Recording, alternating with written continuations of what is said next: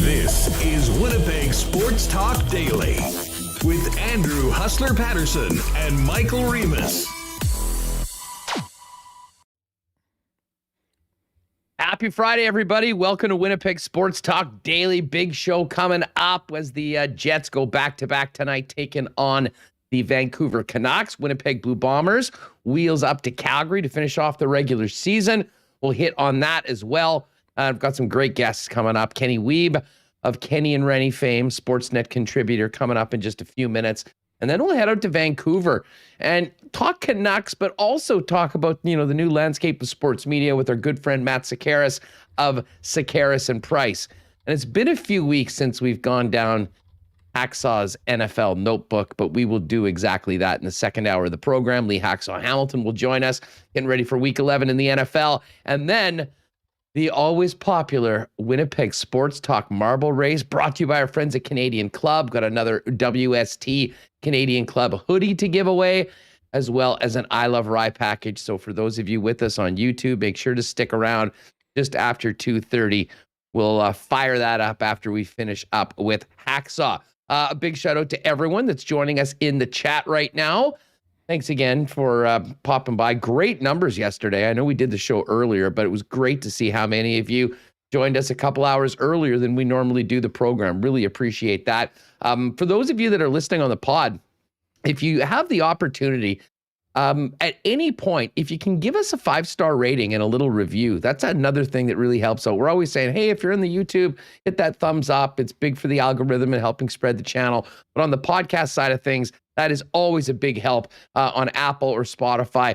Just a nice review and a rating if you have time. Anyways, a big shout out to all of our sponsors making this happen every day. Our friends at our newest sponsor, Vita Health Fresh Market, 7 locations in Winnipeg, Culligan Water, Manitoba Battery, Royal Sports, Not Auto Corp, Little Brown Jug Brewing, Princess Auto, Boston Pizza, the Nick and Nicky DQ Group, and of course, Canadian Club, and our betting partner, Coolbet Canada. Speaking of Coolbet, just finished up a new episode of The Lock Shop with Dustin Nielsen. If you are listening on the pod and you haven't heard The Lock Shop before, wherever you're getting this, type in Lock Shop, hit us with the sub. We have new episodes Tuesday and Friday. Friday show, always all about the weekend in the NFL. Well, lots to unpack from a wild hockey game last night. Let's welcome in Michael Remis before we get going with Weber. What's up, Remo? How are you? I'm good, man. Ready for the weekend. I know you're going out to the curling next week. So I've got all of our equipment ready for that. I'm getting that ready. It's also Marble Race Day, as Rob Mahoney says in chat. But I'm also fired up. We saw 2 excellent hockey games. Excellent for viewing. I thought the Jets played excellent in both of them, even though they didn't win yesterday. You would have maybe liked to see them score on the 4-on-3 power play. But hey, they were, as a whole, they were great games. But also, I'm kind of nervous now that we're in for a bit of a letdown game against a Vancouver team that hasn't been. I'm nervous. I'm seeing some Vegas line movement towards Vancouver. So we will. Well, I mean.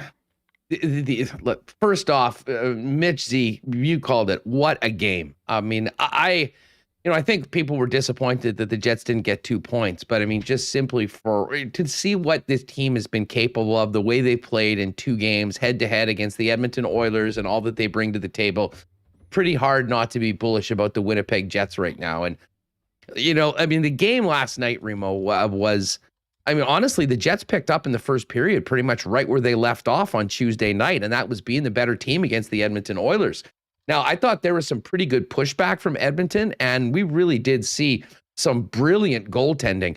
For a game that was, 0-0, through 50 minutes. That game could have easily been 3-3 or 4-4 were it not for some incredible saves from Connor Hellebuck, but most noteworthy, Stuart Skinner over in the Edmonton net with the game of his life.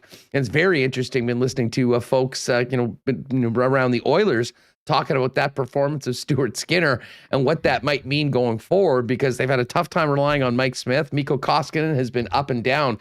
I'll tell you what, you get performances like that last night, I mean, you'll be able to beat just about anybody.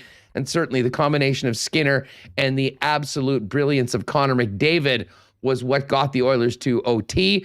And then, the only thing I guess I would pick from the Jets' performance, the penalty kill was great, but man, so many opportunities on the power play, especially at 4-on-3 in overtime.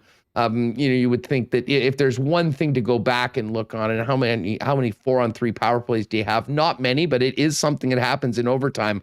Probably let one get away, but it's very hard to walk away from last night's game without feeling anything but excitement about the direction that this Winnipeg Jets hockey team is going. For sure. And I think to shut out McDavid in 2 games, and McDavid for 2 games, he got 3 points. I think that's a win. Draisaitl had the big game in the first game, but didn't do anything. So I think that's awesome. I mean, the Jets outshot Edmonton. You get on the board with Nikolai Ehlers slap shot. I mean, how many players in the league? I know this was on Tuesday. Just goes down the wing, rips a big slapper top corner. Like, I don't think there's too many players in the league that do that. And yesterday was a bit of a drop pass, but again, big slapper, top corner. You think that they have the game, but I mean, this goal, yesterday's McDavid goal, I mean, that's all over, instant classic, all over my Twitter timeline. Logan Stanley and Adam Lowry. Poor Big Stan. He got absolutely... Welcome to the NHL, kid. Absolutely posterized. But, how can you... usually you'd be like, oh, stupid Jets. They give up the lead right after, they get it. How can you get mad? I mean, he takes the puck from his own blue line and just goes through. I mean, you've seen him do this against the Rangers earlier this year. And, I mean, it's a regular occurrence. Just burning past these other NHL skaters. It's absolutely insane to watch. And I mean, you're texting people, what a goal. It was incredible. So, I mean, I think that power play, obviously a huge missed opportunity, especially 4-on-3 in overtime. But what a game that it was. It really was. I mean, there's been a few games so far this season that have really stood out. That crazy Minnesota game earlier on. I mean, the St. Louis game that, the Jets, were clearly the better team, and Jordan Binnington stood on his head. And, I would suggest maybe not to the extent of the St. Louis game, because I thought Edmonton was good in ways. I mean, they definitely bounced back from a performance that I don't think they liked very much on Tuesday night. But the Winnipeg Jets were right there. And the fact that they were able to hold down McDavid and Draisaitl the way they did over the course of those 2 games. I mean, you had the 2 power play goals very quickly, one at 5-on-3 in game number 1. And last night, I mean, essentially about as good of a game as you could have played as a team against Draisaitl and McDavid, were it not for him jumping into the phone booth and putting on the Superman suit there in the 3rd period and getting that goal, one that everyone in the league is talking about. But, to the Jets' credit, I mean, they continue to push. They got the benefit of that 4-minute penalty on Connor McDavid going in. And as I said, the one regret would probably be the inability to score on that power play, especially the 4-on-3. I know we'll probably get into this with Ken Wiebe. I mean, the one thing, I had no issue with the lines. I thought that, Wheeler, especially on Tuesday's game, was really fine and set up line mates for a good 4 or 5 point blank grade A chances that just simply didn't go in. But I know there was a lot of talk. Now, one thing I think the coaching staff will sort of review is that setup of the 4-on-3. I'm not sure that Blake Wheeler is the best guy for being the quarterback. Certainly, I don't think the shot is respected the way maybe some other players are there. And to be honest, I think there's just guys that are going a little bit more right now that might add more to that. But again, we're in game 16 now of the regular season. Sometimes you learn from those things. And I think there is somewhat of a changing of the guard with this hockey club. despite what we've talked about this week with the captain being back up on that top line, pretty hard to look at any of the lines, but especially the top two that were tasked with going up against McDavid and against Draisaitl for the last 6 periods plus OT and not think that they acquitted themselves quite well. Yeah, I kind of agree. I mean, I was surprised that Wheeler was there, but I kind of got it. I mean, he's been quarterbacking the power play for years.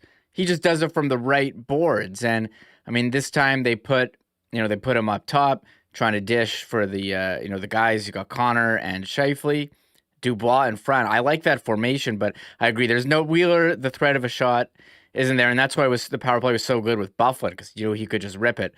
I mean, we got Mo Vetchkin, Josh Morrissey. He's developed a shot this year, and we've talked about that. Maybe put him, or Nate Schmidt has been really good at distributing the puck, but. Well, I think Neil Pionk's a perfect guy in that spot, to be honest. I forgot about Pionk too. I mean, they've got three pretty good offensive defensemen. Unlike previous, the last couple of years, since Byfuglien left. So I think those could have been options, but I didn't mind it. And you live and learn. It didn't work out, and look, it's again. Mitch is saying in chat, look. 6 games in a row. The Oilers won last night in a skills competition. That's six games in a row. The Jets have the Oilers numbers. So, I mean, it was a great game, and kind of makes me miss the Canadian division, because we're not going to see these teams play again until January, and then that's it. Yeah, there is one more game between the two teams in the regular season. That is January 16th here in Winnipeg.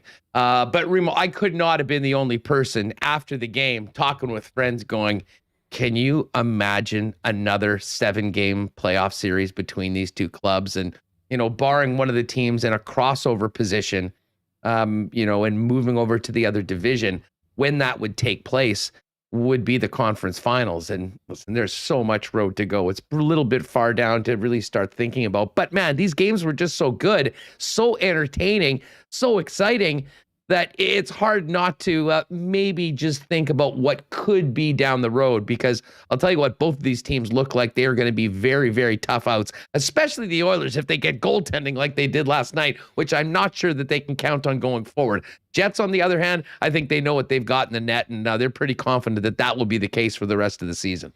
Yeah, we'll wait and see what happens with the Oilers in goal. Stuart Skinner, can he do this long term, or was it a flash in the pan?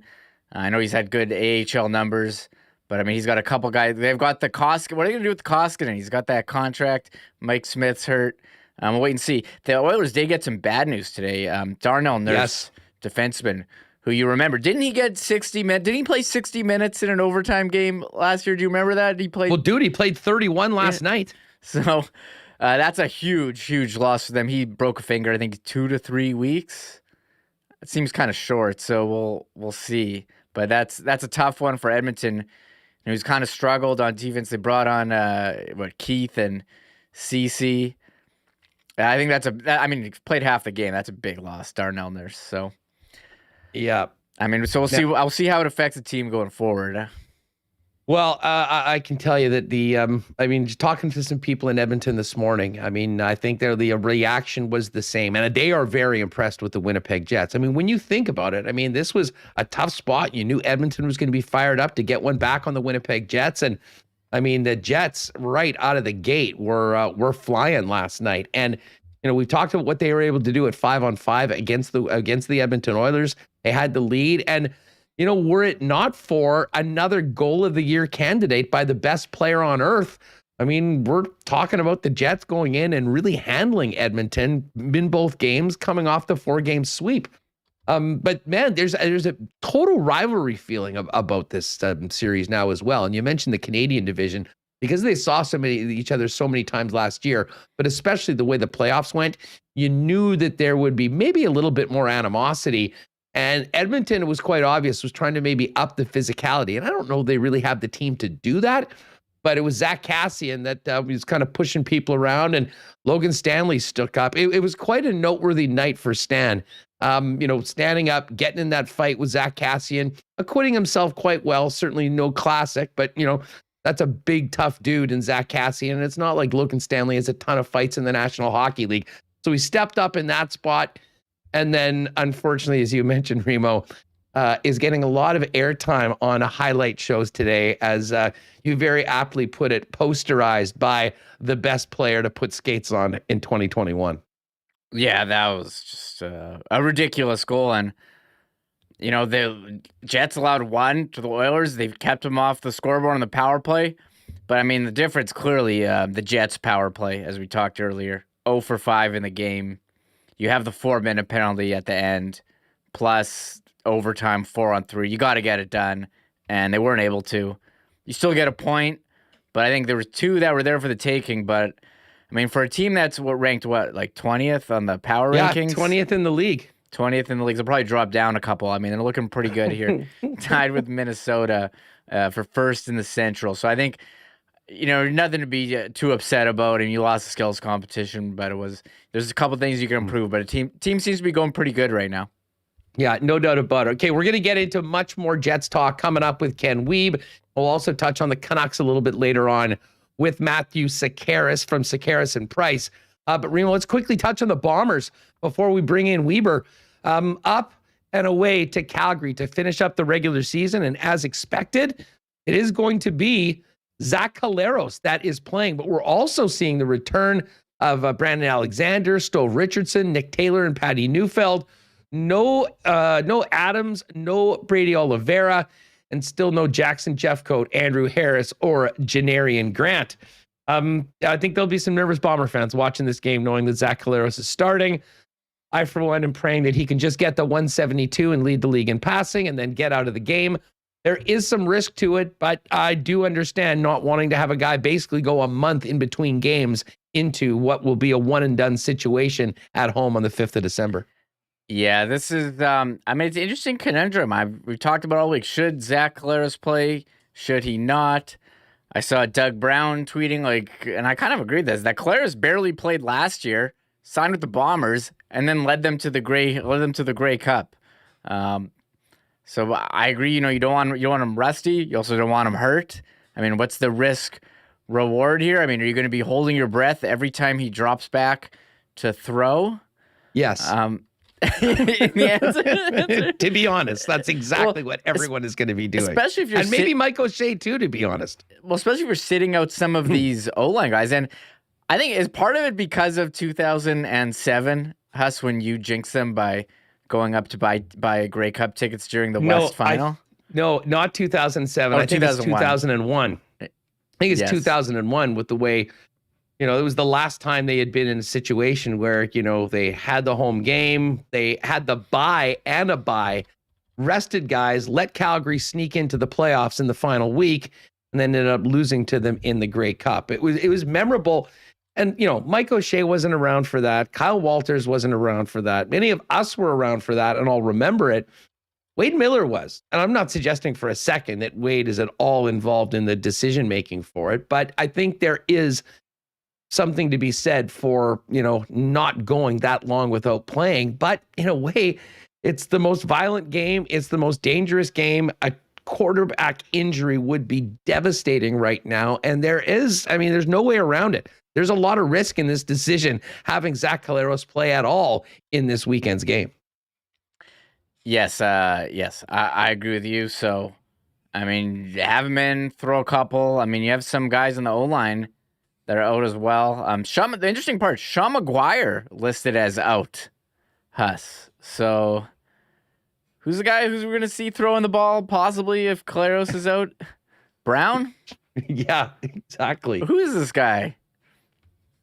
He is he's the third string quarterback that we've never heard his name of pretty much until this week. Literally, we've been following the Bombers all year. Never heard this guy's name mentioned once. And I wonder if anyone in chat without looking, does anyone know the number of Brown, the Bombers' third string quarterback? The number? Yeah, well, I have what it on number the depth is he? chart right now. Yeah, well, that's what I'm saying. You look at it right there. I don't think anyone knows. Schmidtface says the depth chart shows McGuire on it, but Ed Tate just tweeted out the injury report from 6 minutes ago that says McGuire's out.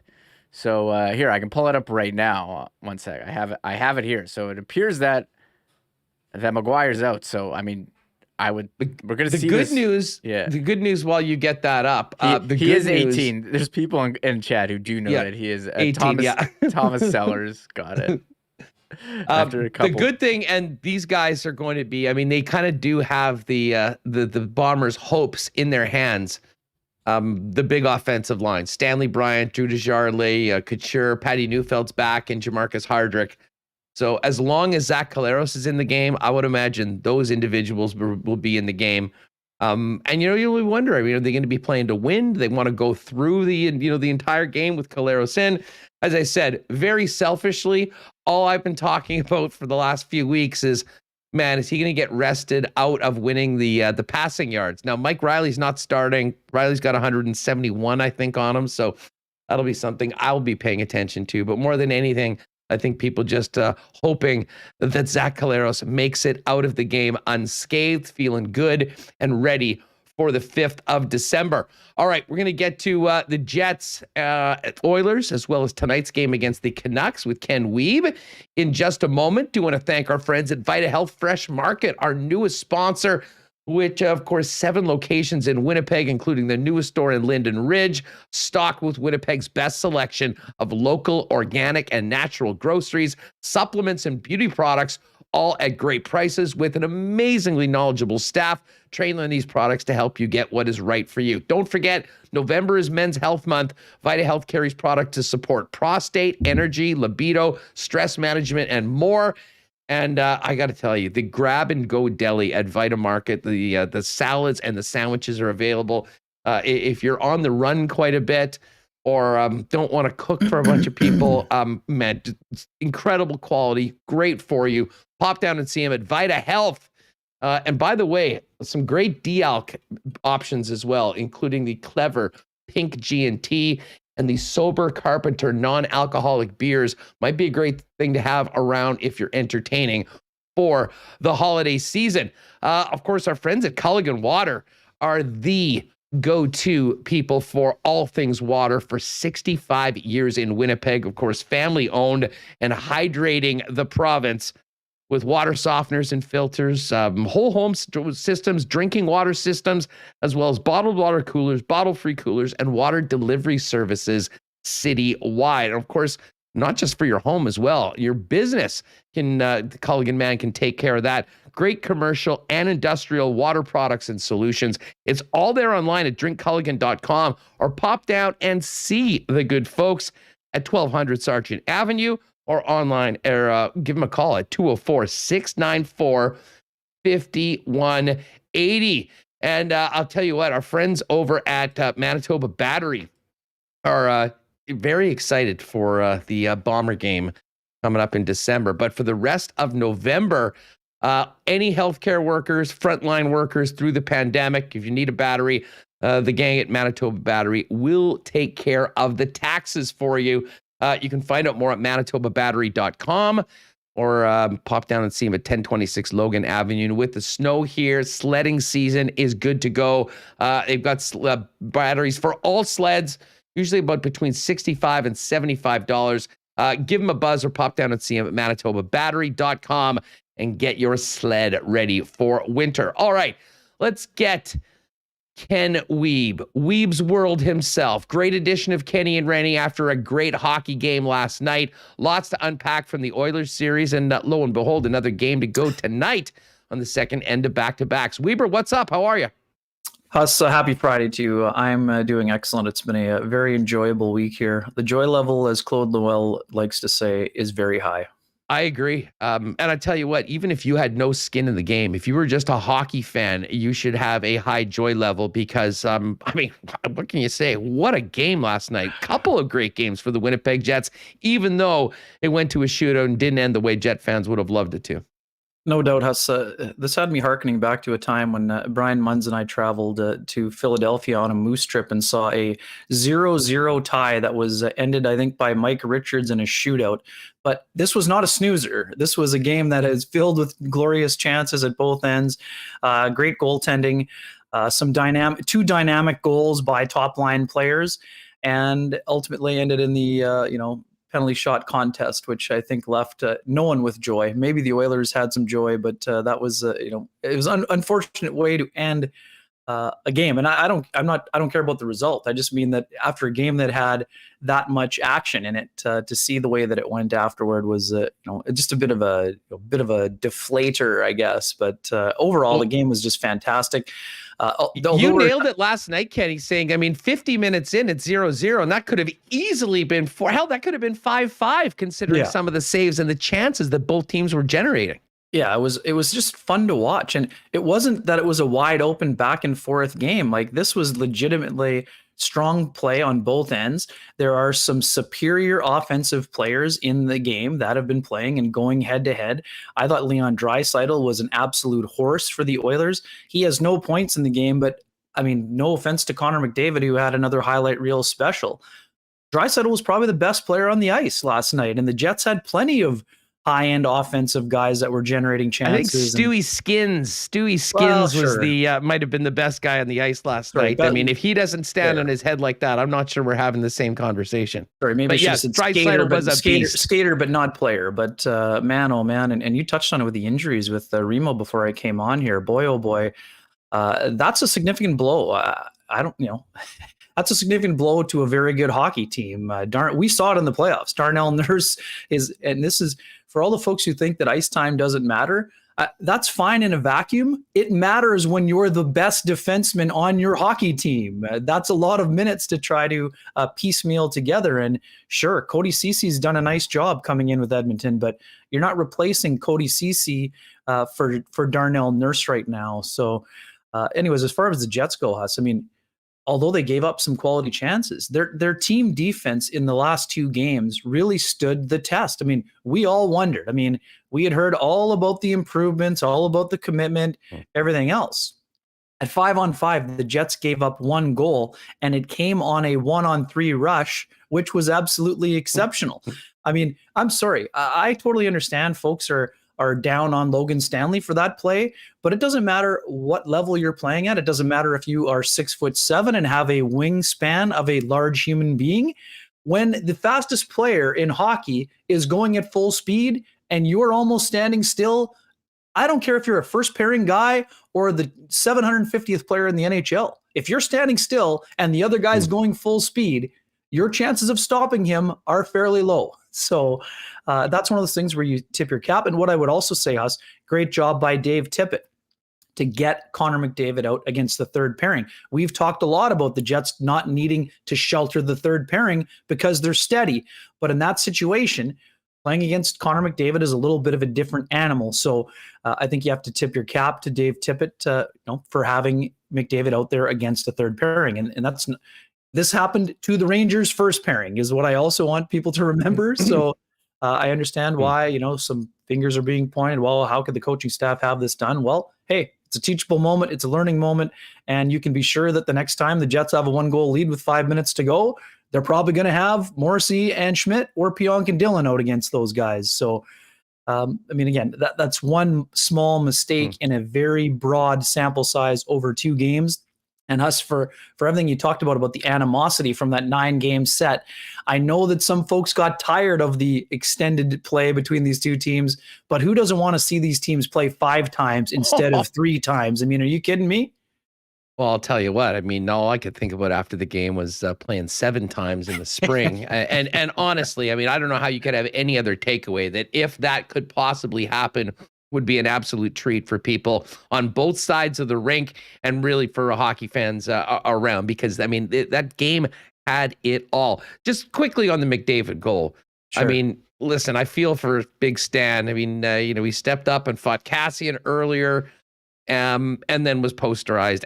But what McDavid did last night, his last stride was at the blue line, Ken. He was going so fast that he literally glided through half of the Jets team and then put one in. And, honestly, at a certain point, and I'm sure the Jets feel this way, you just have to sit back and tip your cap. That was a hell of a play.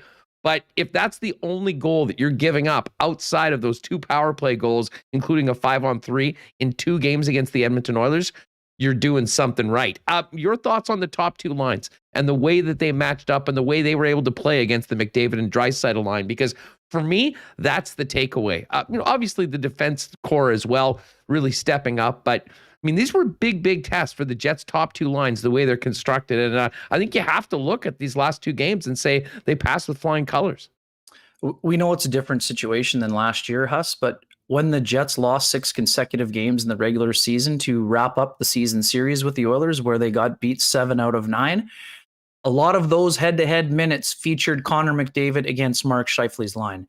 And that was also the case last night. Pierre-Luc Dubois and Kyle Connor and Blake Wheeler did an exceptional job with the help of both top two pairings, specifically Morrissey and Schmidt, on Tuesday night. But when the matchup switched, I'm guessing, Huss, there were a lot of Jets fans that were holding their collective breath about how the matchup might go. And guess what? At 5-on-5, Mark Scheifele 1, Connor McDavid 0. And that tells you a lot about the play of Mark Scheifele of late. We know that some folks were wondering about where things were at. He's got a 3-game point streak, but more importantly was the engagement level and the battle level. And we know these guys trained together in the past with Gary Roberts. I love the fact that McDavid, and Scheifele were getting into it one-on-one, mano-a-mano along the boards, battling, hitting each other. That tells you all you need to know. This is not game 16 for these two guys. That's high-level intensity from two very good players, and that's what you like to see. In terms of how the lines played, for sure, I thought that there was tremendous growth in these two games from Scheifele, Ehlers, and Andrew Kopp. I thought they did an exceptional job on a number of fronts, 5-on-5 being one of them. Kopp did an absolutely fabulous job on the penalty kill to help ensure that the Jets held that top-ranked power play to 0 goals. I know it was only 2 attempts in this game, but that tells you about the Jets' discipline. Now, you and Remo also discussed the power play was not operating at a high enough level. We will say this, yes, in the 4-minute power play, the Jets had ample opportunity, 7 shots on goal, but that's the situation where you have to push it over the top. But as I wrote about for Sportsnet.ca, if this is the level we're nitpicking at, that's a good sign, because if you're nitpicking to that degree, that means you're looking at a team that has some of the pieces to become an elite team. And guess what? When you're an elite team, you have to look at every single stone that is being turned over, because that's the difference between winning a 7-game series against a team like Edmonton or maybe losing in a game 7. So, of course, the power play needs to get going now. 1 for 16, I believe, Huss. The fact that the Jets are still, I think, a top 10 power play or just outside of it, and the fact they've just finished a 1 for 16 stretch tells you that not all is lost, but some tweaks need to be required. We know some changes were made. Kyle Connor was back up on that top unit last night in that one-timer spot. Probably the biggest development for as well as Kyle Connor has played and doing an exceptional job in leading the NHL with 11 even-strength goals. I don't think a lot of people would have guessed that Kyle Connor only has 1 power play goal out of his 12. And I am pretty sure that on the Coolbet line, we're taking the over when it comes to Kyle Connor, or we're probably taking the under on how many games it's going to take for him to get going on the power play, given the weapons he has in his arsenal. Well, and I mean, let's face it, we've been talking special teams over the course of this first 15 games of the season. We've been talking about concerns on the PK and, the ability to kill penalties against the most lethal power play on the planet has to be a good thing going forward. But you're exactly right, Ken. I mean, it felt like an opportunity lost when, the minutes ticked down with a 4-on-3. And let's remember, the Jets have lost 2 games in overtime on the opposite end of those 4-on-3. So it was a glorious opportunity to get the 2. It didn't happen.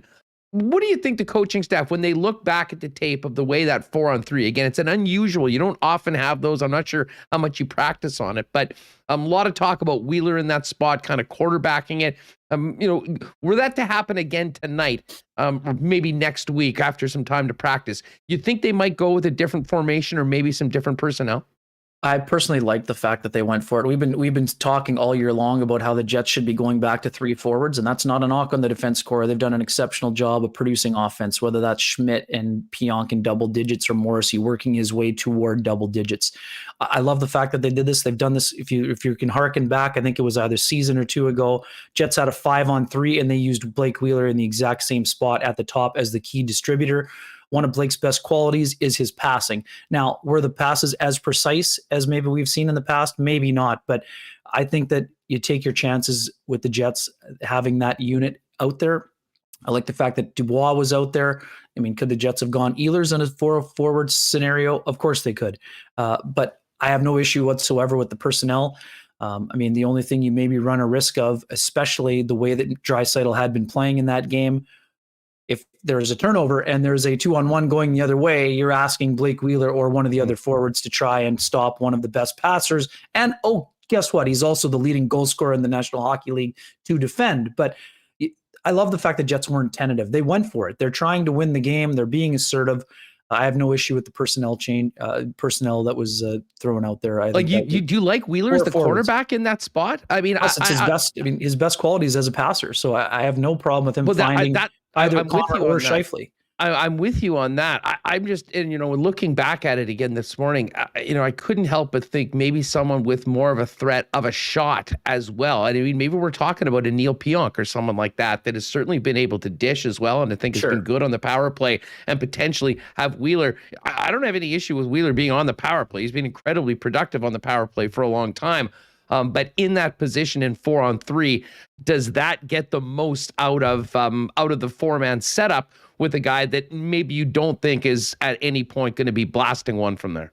No, it's a fair point. And, Nate Schmidt's done a great job from the top. And as you mentioned, Pionk, but I think the precision passing is what you're looking for. And given the one-timers that Mark Scheifele and Kyle Connor were able to get off, I think those were generated partly by Blake Wheeler's passing abilities. So I don't have an issue with it whatsoever. I mean, if it works differently, are we saying Paul Maurice is a genius because he had Wheeler in that spot? That's just the way that it goes. I mean, if you don't score, of course. They did shoot him 8-1 in OT. I mean, it wasn't like they weren't getting set up and weren't getting pucks on net. Exactly. Yeah. I mean, and it's interesting. I mean, but that's, it's close. It's not in, right? So, but I think that any coach would be happy with the level of opportunities they were able to generate. Now, when you look at the finishing ability by the Jets, you think that one of those is going to go for them in that scenario. So it just goes back to what we were saying before. The options that the Jets have at their disposal are at a high level. I think one of the most important things for the Jets yesterday and on Tuesday was that this was one of those times, Huss, we've been calling for it all year long, where the top two lines were both operating at or near peak efficiency. And that's what you saw from the Jets. And I don't think it was a coincidence that it happened going up against Draisaitl and McDavid. It was an important challenge for them to try and meet. And as you mentioned, they passed the test with flying colors, and they didn't look like they were hanging on. And I mean, the other part too, I mean, we've got almost 20 minutes into the conversation. Connor Hellebuyck, hello. Connor Hellebuyck is back, and Connor Hellebuyck will say he never left, but Connor Hellebuyck is back. That's, I think, 6 games in a row now, 2 or fewer. His save percentage is creeping up nicely, and suddenly that goals against is going a little bit more to the average to elite level rather than being around 3, and even over 3 for a while. And the fact that he's making exquisite saves look routine, that tells you all you need to know about how dialed in Connor Hellebuyck is right now. And Paul Maurice touched on it in the post-game show.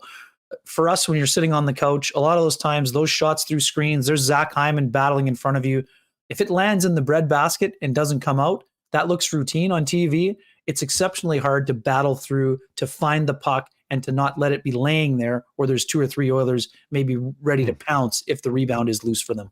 Well, and you know what I mean? It's a great point, Ken, and we kind of touched on this at the open of the program talking about it. I mean, Hellebuyck is playing at that level, and he's doing it consistently. I mean, this is the guy that is, without a doubt, one of the best goaltenders on the planet and the best goalies in the National Hockey League. I think the Jets almost expect those sort of performances from their goaltender. It was an incredibly nice surprise for the Edmonton Oilers to get that sort of a performance from Stuart Skinner, one that I don't think anyone was counting on a regular basis. But that sort of a performance when that team needed it so badly, with Smith being out, Koskinen being up and down, certainly adds an interesting wrinkle going forward to the Edmonton Oilers, who, as you mentioned, we won't see until the new year. Yeah, for sure. And the fact that, I mean, we know this. I mean, Mike Smith was great against the Jets last year in the regular season, and he was steady in the playoffs. I mean, the Oilers' goaltending did not hurt them in that 4-game sweep. So the fact that a guy who's looked at as the number 3 guy on the depth chart was able to throw up a performance like he did was going to be very encouraging. I spoke about this with Kelly Moore and Trevor Kidd on the pregame show yesterday. I love the fact that Tippett went with the backup because he knew his team would be on its feet, would be on its toes instead of on its heels coming back from a long road trip. You know, you got the backup in there. You don't really know how he's going to play.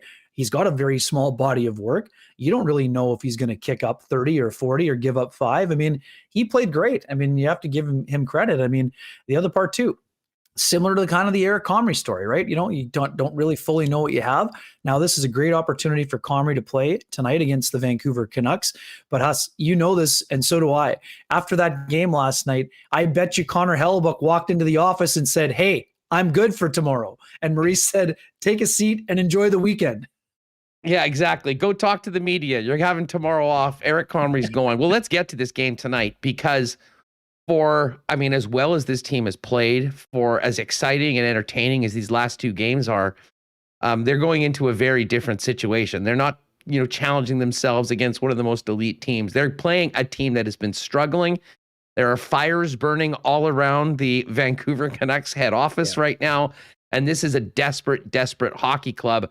But it's a tough situation for the Winnipeg Jets in the second end of back-to-backs. I mean, give us your take on how this one matches up and the challenges for Winnipeg getting right back at it in Vancouver after such an emotional couple games against Edmonton. Sure. I mean, they expended a lot of energy in this 2-game set. And you're right. This is the absolute trap game scenario for them. But I think we've talked so much about the maturity the Jets have been showing over the course of the homestand and this game last night that I think they will be ready. I mean, 3 years ago were the Jets, a prime candidate to maybe not play as well as you'd expect them? Yes. But I think that based on what they've been building on their structure and their foundation defensively, they're going to be ready. They're going to need Eric Comrie to play well, much like he did against the New York Islanders on a night where the Jets, didn't have their legs. They're going to need him to kind of keep them in it early.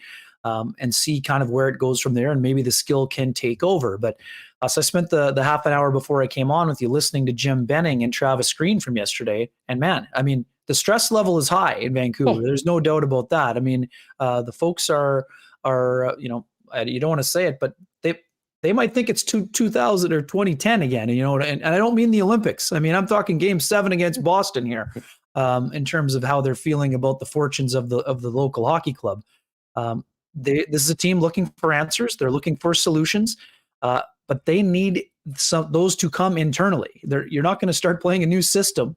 The Vancouver Canucks are getting plenty from JT Miller. They're not getting enough from Elias Pettersson, who has 9 points in 17 games after signing a massive contract. This is not a one-person problem, but Brock Besser has not performed at the level that they were expecting. And hey, Huss, guess what? The Winnipeg Jets aren't the only team struggling while shorthanded. The Vancouver Canucks gave up 3 on the power play to the Colorado Avalanche in a game where, by all accounts, they played very well otherwise. Jim Benning touched on it. It's a fragile team, and if the Jets can get on them early, it's going to go one of 2 ways. The Canucks are either going to rally and play their best game of the season, or they're going to give up 1 or 2 early, and, it could be on, if you will, to borrow a phrase from Connor Hellebuck from earlier this week. But the Jets can't count on the Canucks being poor. They need to kind of weather the storm and then kind of dictate the pace like they did against the Oilers, I think, in both first periods of the 2 games. And specifically, I know you also mentioned it with Remo earlier, all we heard about was how, the Oilers were tired. They were going to be a different team. Well, the Jets put up 17 shots on goal in the first period. So guess what? They were ready for whatever storm, and they're actually were the ones who caused more of the storm.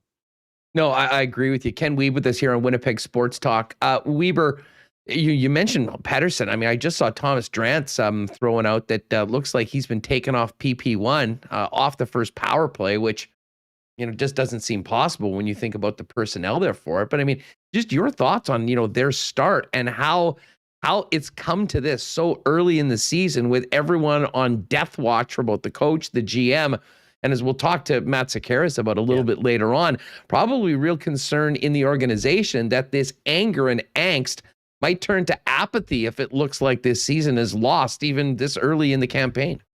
It's a strange development, Huss. I mean, I'm not afraid to admit it. I had the Canucks as the third best team in the Pacific Division going into the season. I think they made some smart change. Connor Garland was an excellent addition. He's been off to a great start. Oliver Ekman-Larsson has responded the way I expected him to. JT Miller, as I mentioned, is playing great, but they're not getting enough contributions from the guys we're expected to see from. Yes, Quinn Hughes has a ton of points, I think 14 points, but there have been some issues with defending, and their defense core has not played at the level we expected them to be playing at. Travis Green's a smart hockey coach.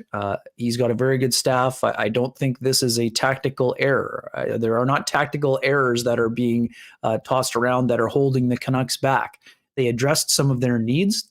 Some things have not worked out the way they anticipated, but deep down, this is a pretty good hockey club, especially 5-on-5. So the Jets are going to try to not be the team that allows them to get that first step out of the gutter, if you will.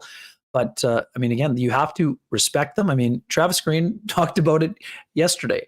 One of the things that a coach has in his arsenal is to withhold ice time, and he's wanted to have Paterson play through it. The fact that he's not on power play one, that's a shot fired your way, and how are you going to respond? But I would probably care to wager again.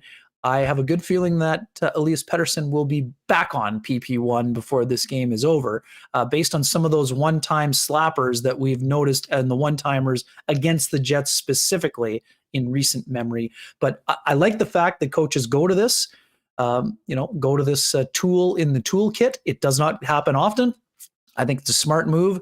And especially when there are other players playing at a high level that deserve the opportunity, it's good to put a star player on notice and to remind him, hey, guess what? You wanted to get paid this offseason.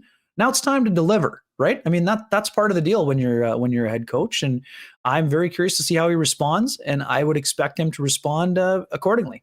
Well, and one of the things about, the whole death watch that's going on, and we'll ask Sekeres about this in a few minutes, is that, I'm not sure what, sure, go ahead, fire the general manager. I mean, you're expecting that to make a quick turnaround on the ice? I mean, I don't think so. And I guess you could go the route of bringing a new coach in and trying to get something different. But, we're getting pretty close to U.S. Thanksgiving. We know how important that date is. And you look at where the Canucks are at, 5 games under 500. And that's just like 500 of getting 82 points in a season.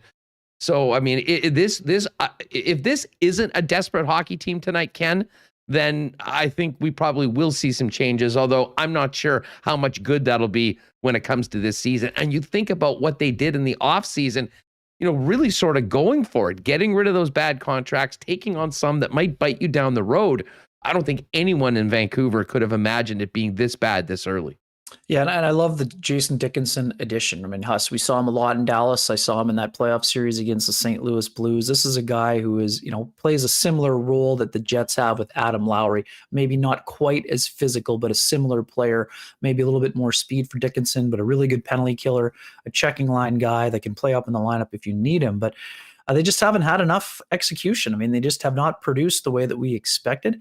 And even too, I mean, they've got solid goaltenders. I mean, Halak has been a really good backup, right? And look what he did. He was basically in a job share with Tuukka Rask last year.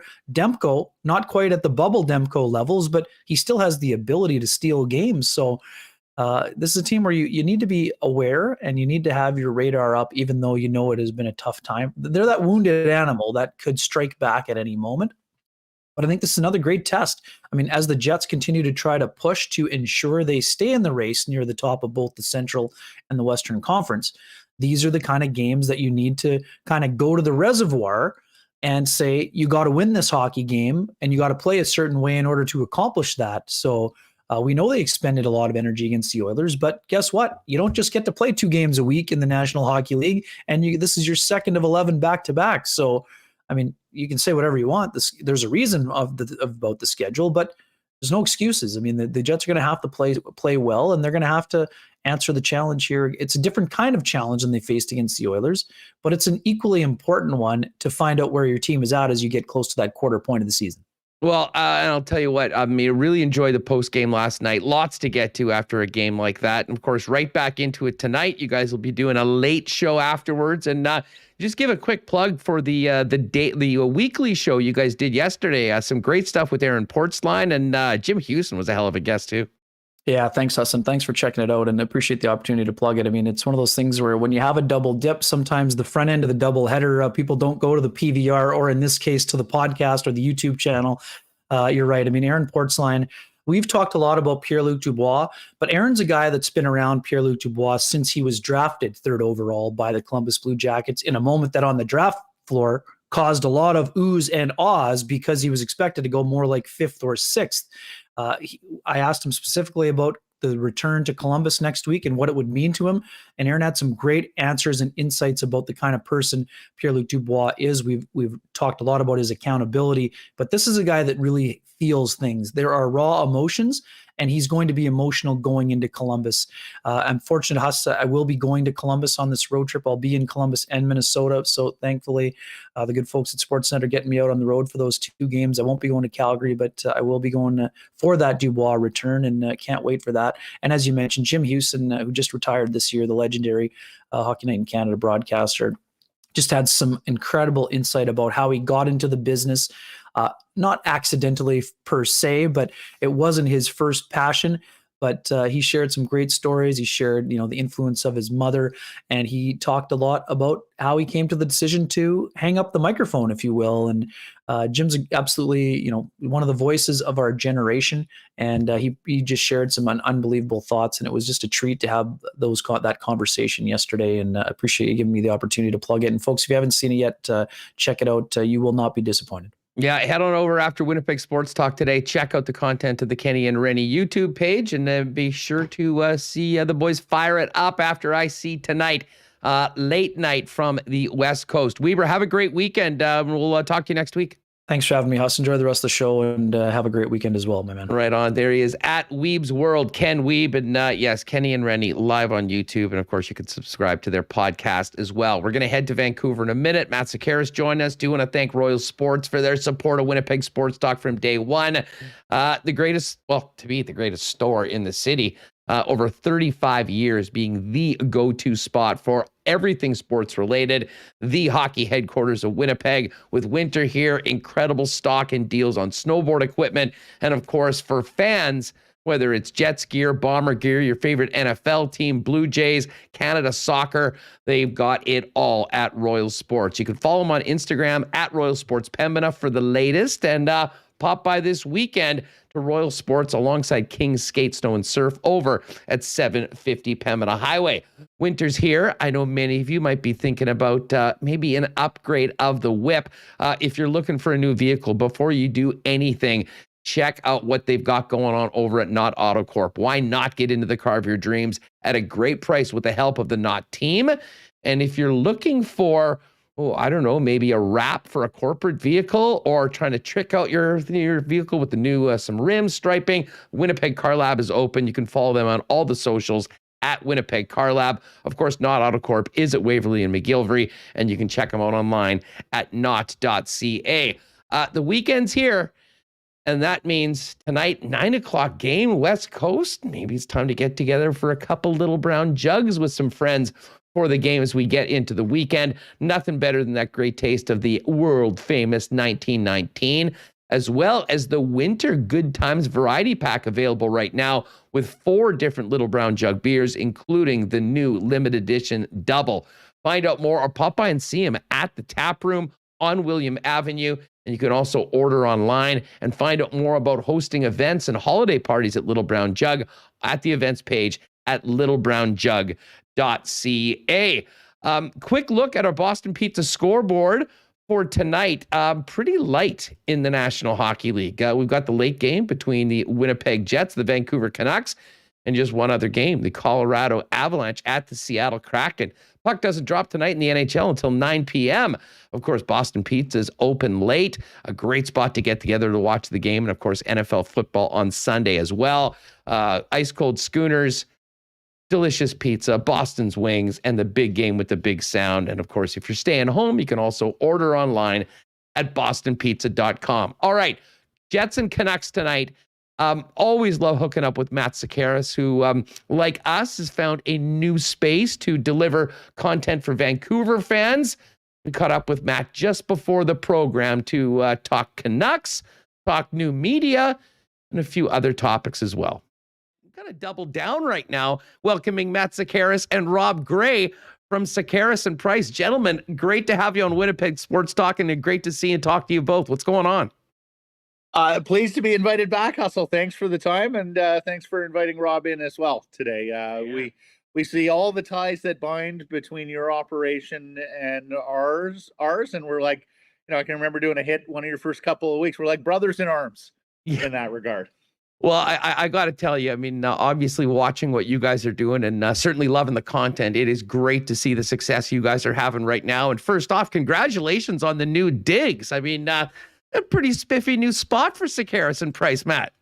Yeah, we've been very lucky here, Andrew. We found some partners who wanted us to be here. We just opened a few weeks ago a brand new street front studio here at the Wall Center Hotel in Vancouver. It's the busiest hotel in Western Canada, the biggest hotel in Vancouver. It's right on a downtown street corner, and they were looking for promotional vehicles, and we were looking for a permanent home to do the show. So after many, many months and some supply chain issues and all the other things that people are going through during these crazy times, we were able to get this thing built and get it up and going in the next few weeks. And this guy to my right here was a big reason for that. Well, listen, we will get to talking Jets and Canucks in a second, but Rob Gray, I mean, obviously incredible experience in the business, back where we all used to work. I mean, you're the show developer. I mean, I'd love to get your perspective on what the guys are doing, what we're doing, and just how this business is changing, certainly from when you started.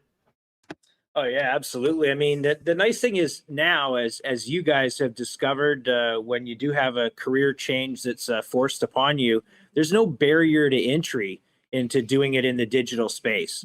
And that's something I think that's so different, where if you wanted to start up a sports radio station, first you had to get a license from somebody. You had to convince the CRTC that you should have this programming on a station, on a platform. And there's millions and millions of dollars of costs that go into that. Where now, as you said, you got a laptop computer, you have what you need to get out there and get your content to the people. And I think it's just a great, awesome, democratized space that we're in now. And if you have good content, you can get listeners. And if you have listeners and you've got a good following in the community, you'll have sponsors that want to get on board, much as you guys have done. And I think you guys kind of led the way here in terms of the first people that got up and going. And, big congratulations to you and your team on all that you've accomplished so far. Yeah, we talked about getting a transmitter, but it seemed a little rich for our blood. So we decided to do this instead. Well, in a lot of ways, I think we're finding out you really don't need it. I know, I mean, we found the people that normally were, with us on the old AM dial have found a spot, and it's certainly happening as well. Hey, Matt, before we get into the hockey, Rob, one more for you. I mean, just your perspective on, the reaction and the way that Vancouver and the people that listen to Matt and Blake every day back in the TSN days have sort of responded and embraced the new home and the new way that this content's being delivered. Yeah, so I think, some of the things that we talked about, even back when we worked together, we started to do podcasts of some of the shows, because we're in a world now of, the Netflix and Amazon Primes and everything else, where I want my content on the device I want to listen to it or watch it on when I want to, right? So there's no more you have to wait around for 8 o'clock for something to start.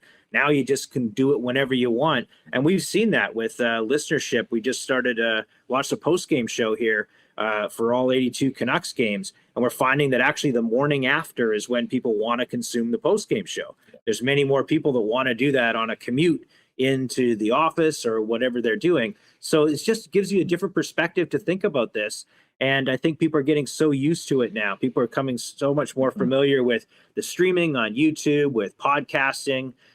So they know now they can get the content when they want, how they want, and still have all that interactivity that we have too, especially with, text messages and emails. You can still read those on the show, and you can still respond the day after. And we actually do contests now. It used to be on the radio, you got a call by the end of the show. Now it's, here's the contest thing to text in, and you leave it open for 24 hours so the whole podcast community can do it. And you'll see entries come in at 3 a.m. because that's when someone's listening to it in whatever the situation is. So like I said, it's just really democratized now, and it's great for content and content creators. Well, and you make a great point about the post games. I mean, we're doing our daily shows here, but the Illegal Curve guys stepped up right afterwards, doing something right after the game, and Ken Wiebe and Sean Reynolds do one as well. So there's some great post game content. But you're exactly right. And I mean, out here in the Central Time Zone, like for instance, tonight, this game's going to finish in and around midnight. That's not a great time for post-game listening, but you got a full day afterwards. And in this case, an entire weekend for people to get back after it. And, we certainly are seeing that. Well, Rob, listen, it's great to have you on the program. Matt, I got to say, with all of this talk about the post-game show and the actual content of Sekeres and Price, no shortage of topics to get to around the local hockey squad right now. Do we have to? I was quite enjoying talking about the industry with Rob. Thanks, Rob. Appreciate that. But just one other thing, Hustle, before we move on, and I'm sure you found this as well, collaborators are so important, and you don't need $1 billion telecom to have collaborators. Like, we have exceptional collaborators. From the Wall Center here where we do the show, to all our different partners, to people who we have trade deals with. Rob's the smartest sports talk radio guy in the country. He brought me over from newspapers to broadcasting more than 10 years ago. He was the national program director at TSN, which is why he knows you and all the guys formerly of the Winnipeg station, all the guys across the country. So having someone like him in our corner has been absolutely invaluable. He's irreplaceable as far as I'm concerned. Now, let's get on to the Vancouver Canucks. Yes. Because, quite frankly, the one thing that is hampering us this year is that we need a hockey team that's competitive at least to U.S. Thanksgiving, right? Please give us at least U.S. Thanksgiving in terms of competitive. Golly, I mean, 2 years in a row here where they have just been terrible out of the gate and basically sunk their playoff hopes by December. So, I'm not prone to this phrase, Hustle, but we're almost close to a must-win game for the Vancouver Canucks against the Winnipeg Jets here this evening. I mean, 5 losses in a row, an ugly record. And I mean, honestly, Matt, just through social media, and maybe that's a poor indicator, but it's impossible to ignore the angst coming from the West Coast about this hockey team right now. And listen, I didn't think that they were going to be world beaters, but I think most people saw what happened in the offseason and said, listen, this could really bite them down the road with contracts like OEL, but they certainly did look on paper to be a better hockey team than they were last year. It certainly isn't translating into wins. They added Connor Garland, Oliver Ekman-Larsson, your old friend Tucker Poolman, and Jason Dickinson, while subtracting almost nothing from this hockey team in the offseason. Canucks fans were talking about how this might be the best top 9 in the Western Conference, to which I used to point out Winnipeg, by the way. All that talk has stopped, believe it or not. But, Canucks fans thought, okay, blue line maybe doesn't look great, but Thatcher Demko is a terrific young upswing American goaltender, and there's a tie that binds there, right? And they have a pretty good top 9. They should be able to outscore their mistakes on a lot of evenings here. Well, not so much through 17 games. 5-10-2. As you mentioned, they've lost 5 in a row. They were absolutely obliterated on a 3-game road trip through Denver, Vegas, and Anaheim this past weekend, and then came home and lost the first game here to Colorado. They have massive, massive problems right now. That goes all the way to the top of ownership, but also goes, to the top of the roster, where Elias Pettersson has just been terrible this year. There is no other word for it. They thought they had a young franchise centerman here, and he has not been able to get going whatsoever. So this is a really wounded Vancouver Canucks hockey club that the Winnipeg Jets are seeing this evening. Matt Sekeres from Sekeres and Price with us here on Winnipeg Sports Talk, getting ready for the Jets and Canucks tonight, a 9 p.m. puck drop for those of you in the Central Time Zone. Matt, coming off that road trip, I was still tuning into your show, seeing what was happening on social media. There was a lot of questions as to what did they do? Because, we are still early in the season, The record's ugly, but there is still a lot of time. At what point do they wait? How long do they wait? I guess the question is, if this continues, what is the move? Well, I mean, is it Travis Green? Is it the GM? And I mean, if you fire the GM, I mean, that might be the good thing, big picture, but can you expect that to turn around what's happening on the ice quickly? That is exactly right, Hustle. And that's why, like, we are on a GM and a coach death watch here. That if you think this season is salvageable, you either need a winning streak very soon or you're going to have to move on the head coach. Kenny Holland used to always say, U.S. Thanksgiving. You are what you are by U.S. Thanksgiving. You should know what your team is. You should know what your team lacks. And if you're looking to affect change for that season, then you need to start moving on something at U.S. Thanksgiving. Now, maybe there's a trade out there for them to bolster this season, and I do think Jim Benning would make a trade to bolster this season, even at the cost of futures, because they are so all in on this season. But I suspect if they don't get a win tonight against Winnipeg, if they don't get a win on Sunday against the Chicago Blackhawks, we might be looking at a new head coach here. Travis Green could well be on his way out, or it is the full house cleaning. And really, when you talk about the angst, when you talk about the anger of Canucks fans right now, most of that is directed at the general manager. This is his 8th season in charge. And outside of the team that he inherited that first year, they have not finished higher than 17th in the overall league standings. Most of the seasons here under Jim Benning have been in the bottom third of the league. The blue line doesn't look anything close to what a contender's blue line should look like, particularly if you had been building something over 7 or 8 years. And the offensive stars have struggled here. So, really get out a bingo card, think of everything that could be wrong with a hockey club and start blotting away, because that's what we're looking at here. I think we all got a bit of a chuckle from that guy that was in the front row at the game against the Avs with the thank you, Jim. And then the jersey with all of the players that he'd signed and whatnot. I mean, it was quite the visual. But, you can feel the anger right now, but I imagine from an organizational standpoint, what they're worried about, and this is the worst case scenario, you go from anger to apathy for a hockey club. And it doesn't seem like they're there yet, but that really is the next step unless something happens or things don't turn around. Oh, absolutely. And I think that's coming quickly, because there's been a lot of anger and there's been a lot of apathy over the last, 6-7 years anyways. So, no, I mean, this is a blasé market that will shut this team off if they don't start winning anytime soon here. We joke about how we've done the death march in the third month of every year under Jim Benning, just playing out the string in these meaningless games. Once the trade deadline comes and goes, if there isn't, a move that's made by that point, you sit there and you're basically, playing draft lottery simulator and seeing where they're going to finish and who's available from that year's crop of 18-year-olds. There's a Vancouver Canucks and Canucks Sports Entertainment should be happy there's anger right now. That shows that there's still passion, that there's still people caring. I mean, this has been a really tough decade for Canucks fans to digest, and there were expectations and there were promises made this year. They're falling short of them.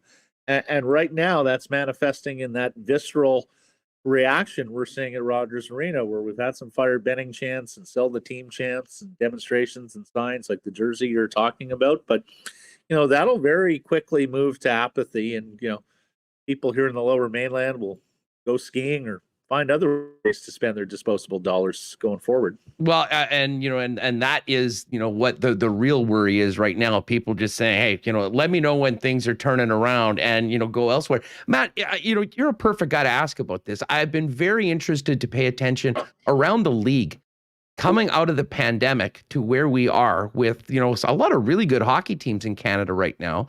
Uncharacteristically not filling their buildings. We've had empty seats here. There's a bunch of empty seats in Edmonton last night.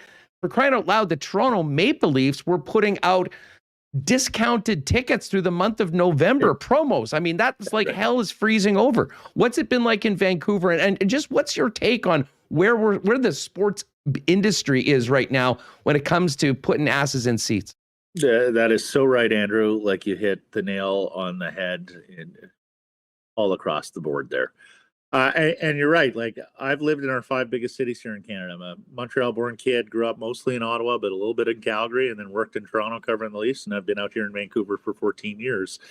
I never thought I'd see a day where the Toronto Maple Leafs had to discount tickets or play before less than full houses with a team like they have. Because let's face it, that's a pretty good team. Like, that's a pretty fun team to watch. Like, this isn't Harold Ballard era or John Ferguson Jr. era Vancouver or Toronto Maple Leafs. So that was astonishing to me. And we're seeing this beyond just the NHL. We're seeing this beyond, in other walks of sport. Now, the one thing I will say is that the National Hockey League has typically been the most expensive ticket. And I do wonder whether they're going to have to review that going forward. As you mentioned, discounts in Toronto, which is, that's take me to your leader type stuff, right? Your Leafs tickets being discounted. But obviously, I think some habits, some spending habits, some time allotment habits changed here during the pandemic. Like, one of the things that we talk about here in Vancouver, where it's a pretty expensive community to live in, when you strike Canucks season tickets from your budget, it's a pretty big line item, huh? Like, you can do a lot of things with that kind of saving. Oh, yeah. And of course, I think a lot of people looked at it and said, I don't need 41. I'm fine with a 10-pack or a quarter season or something, or a half season or something like that. So I think you have a little bit of that going on. Obviously, I think some people have spent some money in the interim on bells and whistles for at-home entertainment that they're probably still enjoying to this day. But, the live sports experience going forward, if I was a sports marketer, president of a hockey club or a pro sports franchise, I would be a little concerned right now in terms of where we're going, because, boy, technology is moving at such a rapid pace that there are all sorts of things available to keep you entertained and keep your eyeballs off the game. And there are all sorts of items and availabilities to you that keep you away from having to get in your car or get on public transit and travel and spend the sort of money that one spends to attend a live sporting event. I still buy season tickets. I've seen that. I enjoy talking to people at the games and being in the seats at the games. But to be honest, Matt, I felt that even with a good hockey team here in Winnipeg, that there was somewhat of a reckoning coming, and somewhat of a market correction maybe. But the bottom line is the National Hockey League and all the PAs involved in this too. I mean, they continued to try and crank the HRR to get that hockey-rated revenue up. And, I mean, they weren't doing it with new TV deals. They weren't doing it with they were putting it on the backs of fans year after year after year. And at a certain point, that, you just can't go anymore. And I kind of thought we got to that point just heading into the pandemic. And then you add this in. Maybe there were some people that, because they missed it, decided that they would continue on. I mean, I know of a few people like that I think we're going to be out that said, listen to what we've been through. We're going to be there. But then you add in vaccinations and all those other things. Like, I'm not sure this is coming around anytime soon. And that's going to be big issues for all of the league, the PA, and we may have a serious market correction when it comes to salaries and that HRR number, not to mention the broadcast deal. Like, I don't think they're getting $5.2 billion for the Canadian rights anytime soon again. No, and maybe a terrible flaw just going with one broadcaster as well, right? If you can go back and do a do-over on that, if you're Gary Bettman, and keep multiple broadcasters involved, because the one lesson they've taught to Bell Media is, we don't need the NHL national rights to keep on keeping it. Like, could you imagine how many more people would be laid off at Bell Media if they had signed a $5 billion deal to carry the NHL? It's funny, Andrew, because I was always led to believe by people like yourself and some of my other friends there in Edmonton, Ed Tate, David Asper, and whatnot, that Winnipeg was a very discerning market when it came to spending money on sports. I can remember, seeing magnificent Bomber teams that didn't necessarily have the crowds that one thought they would have. And, everybody who I know in Winnipeg said, no, this is a discerning market. So, to see all the joy and to see the renaissance of the Jets, where Winnipeg basically said, we lost our hockey team once, it left a hole in the city, and that's not going to happen again. If you're telling me that there's a little bit of waffle there in Winnipeg where people aren't quite as sure about supporting the Jets financially, even with this spectacular, because I think they're a really good hockey team, That's another big red flag, I think, if you're a sports operator. But like, look at the hockey fan and what they've been through as well over the last 10 to 20 years. Lockout upon lockout, right? We don't bargain in good faith. We have one tactic to getting labor deals done, and that is billionaires lock out millionaires, which I think is a little bit off-putting. Some of the highest ticket prices in sports, massive television contracts just signed in the US, and of course the behemoth that Rogers signed. And then a league where the stars can't be stars, right? Like where we're not letting the Connor McDavids of the world and all the great offensive skill show all their wares and be everything they can be, because we're somehow, some way focused on keeping that third pair defenseman who has to clutch, grab, cross check, and what have you to stay in the National Hockey League. So they certainly haven't learned the lesson of the NBA of stars drive the product and let them be what they can, and that'll put people in your building and that will put eyeballs on your sport. So, I've been saying this for some time, and I don't mean to be on the wrong side of your old friend, Mr. Lawless down in Vegas, but boy, is this league crying out for new leadership, right? Like new ideas. Like it is really high time that Gary Bettman steps aside. He's a 70-year-old man. He's been doing this nearly 3 decades. He's not necessarily, I think, been the most media friendly or savvy guy over his commissioner. I would sure like to see more creativity from the NHL head office. It looks like there's a change of foot at the top of the NHLPA going forward. I think it's a unique opportunity for new leadership, new imagination, and creative ideas going forward from the absolute top of the hockey power structure. Well, and I think that's going to be happening in a lot of, and maybe not necessarily change of leadership with the individual teams, but certainly a change in approach. And to be honest, we're going to need to work harder, I think, for the dollar of the average fan. And this is not unique to any particular market or even the National Hockey League, although they rely far more on ticket revenue than many of the other leagues do as opposed to their deals. Well, let me give you one small example, and this is by no means the end all be all. Like, don't for a second think that I'm extrapolating too far, but I think it's instructive in terms of what we're talking about. So the walk in the arena, right, and how NHL players travel to games, which, as you well know, Andrew, sometimes the visiting NHL team, the guys will get dressed in their fresh pressed suits in a hotel, walk across a sidewalk to the arena to instantaneously take off the suit and then gear up. Like we're talking about maybe 100 paces where the guy has to be in the suit and tie, right? So I was interested with what the Arizona Coyotes said this year. Said, no dress code. We're going to let the guys express themselves fashion-wise as they see fit for the walk to the arena, because this has become a big NFL and NBA thing, right? To see the players entering the arena and what their fashion is, and some guys have taken it very far and whatnot. And then the Toronto Maple Leafs, following suit, not quite as liberal. They still wanted the collared shirt, the golf shirt, got to look respectable in some way. And I guess somebody wore a T-shirt. And so now Kyle Dubas is taking privileges away. Yeah, Mitch showed up in a Mickey Mouse T-shirt. And they lost 3 or 4 in a row. Would have been different if they were on a heater at that time. But all of a sudden, it was a big lightning rod in the market. Exactly. So, I don't know if you particularly care if you're a fashionista, like if you're looking for all the latest brands that are on NHL players as they walk into. I don't have that club in the bag. Exactly. It's not really my jam either. But if it brings new eyeballs to hockey, damn it, that's a good thing. You are not sacrificing much by asking NHL players to not wear suits and ties to the arena. And yet, the Toronto Maple Leafs experiment with this lasted 6 weeks. And they decided, no, we couldn't possibly have a T-shirt.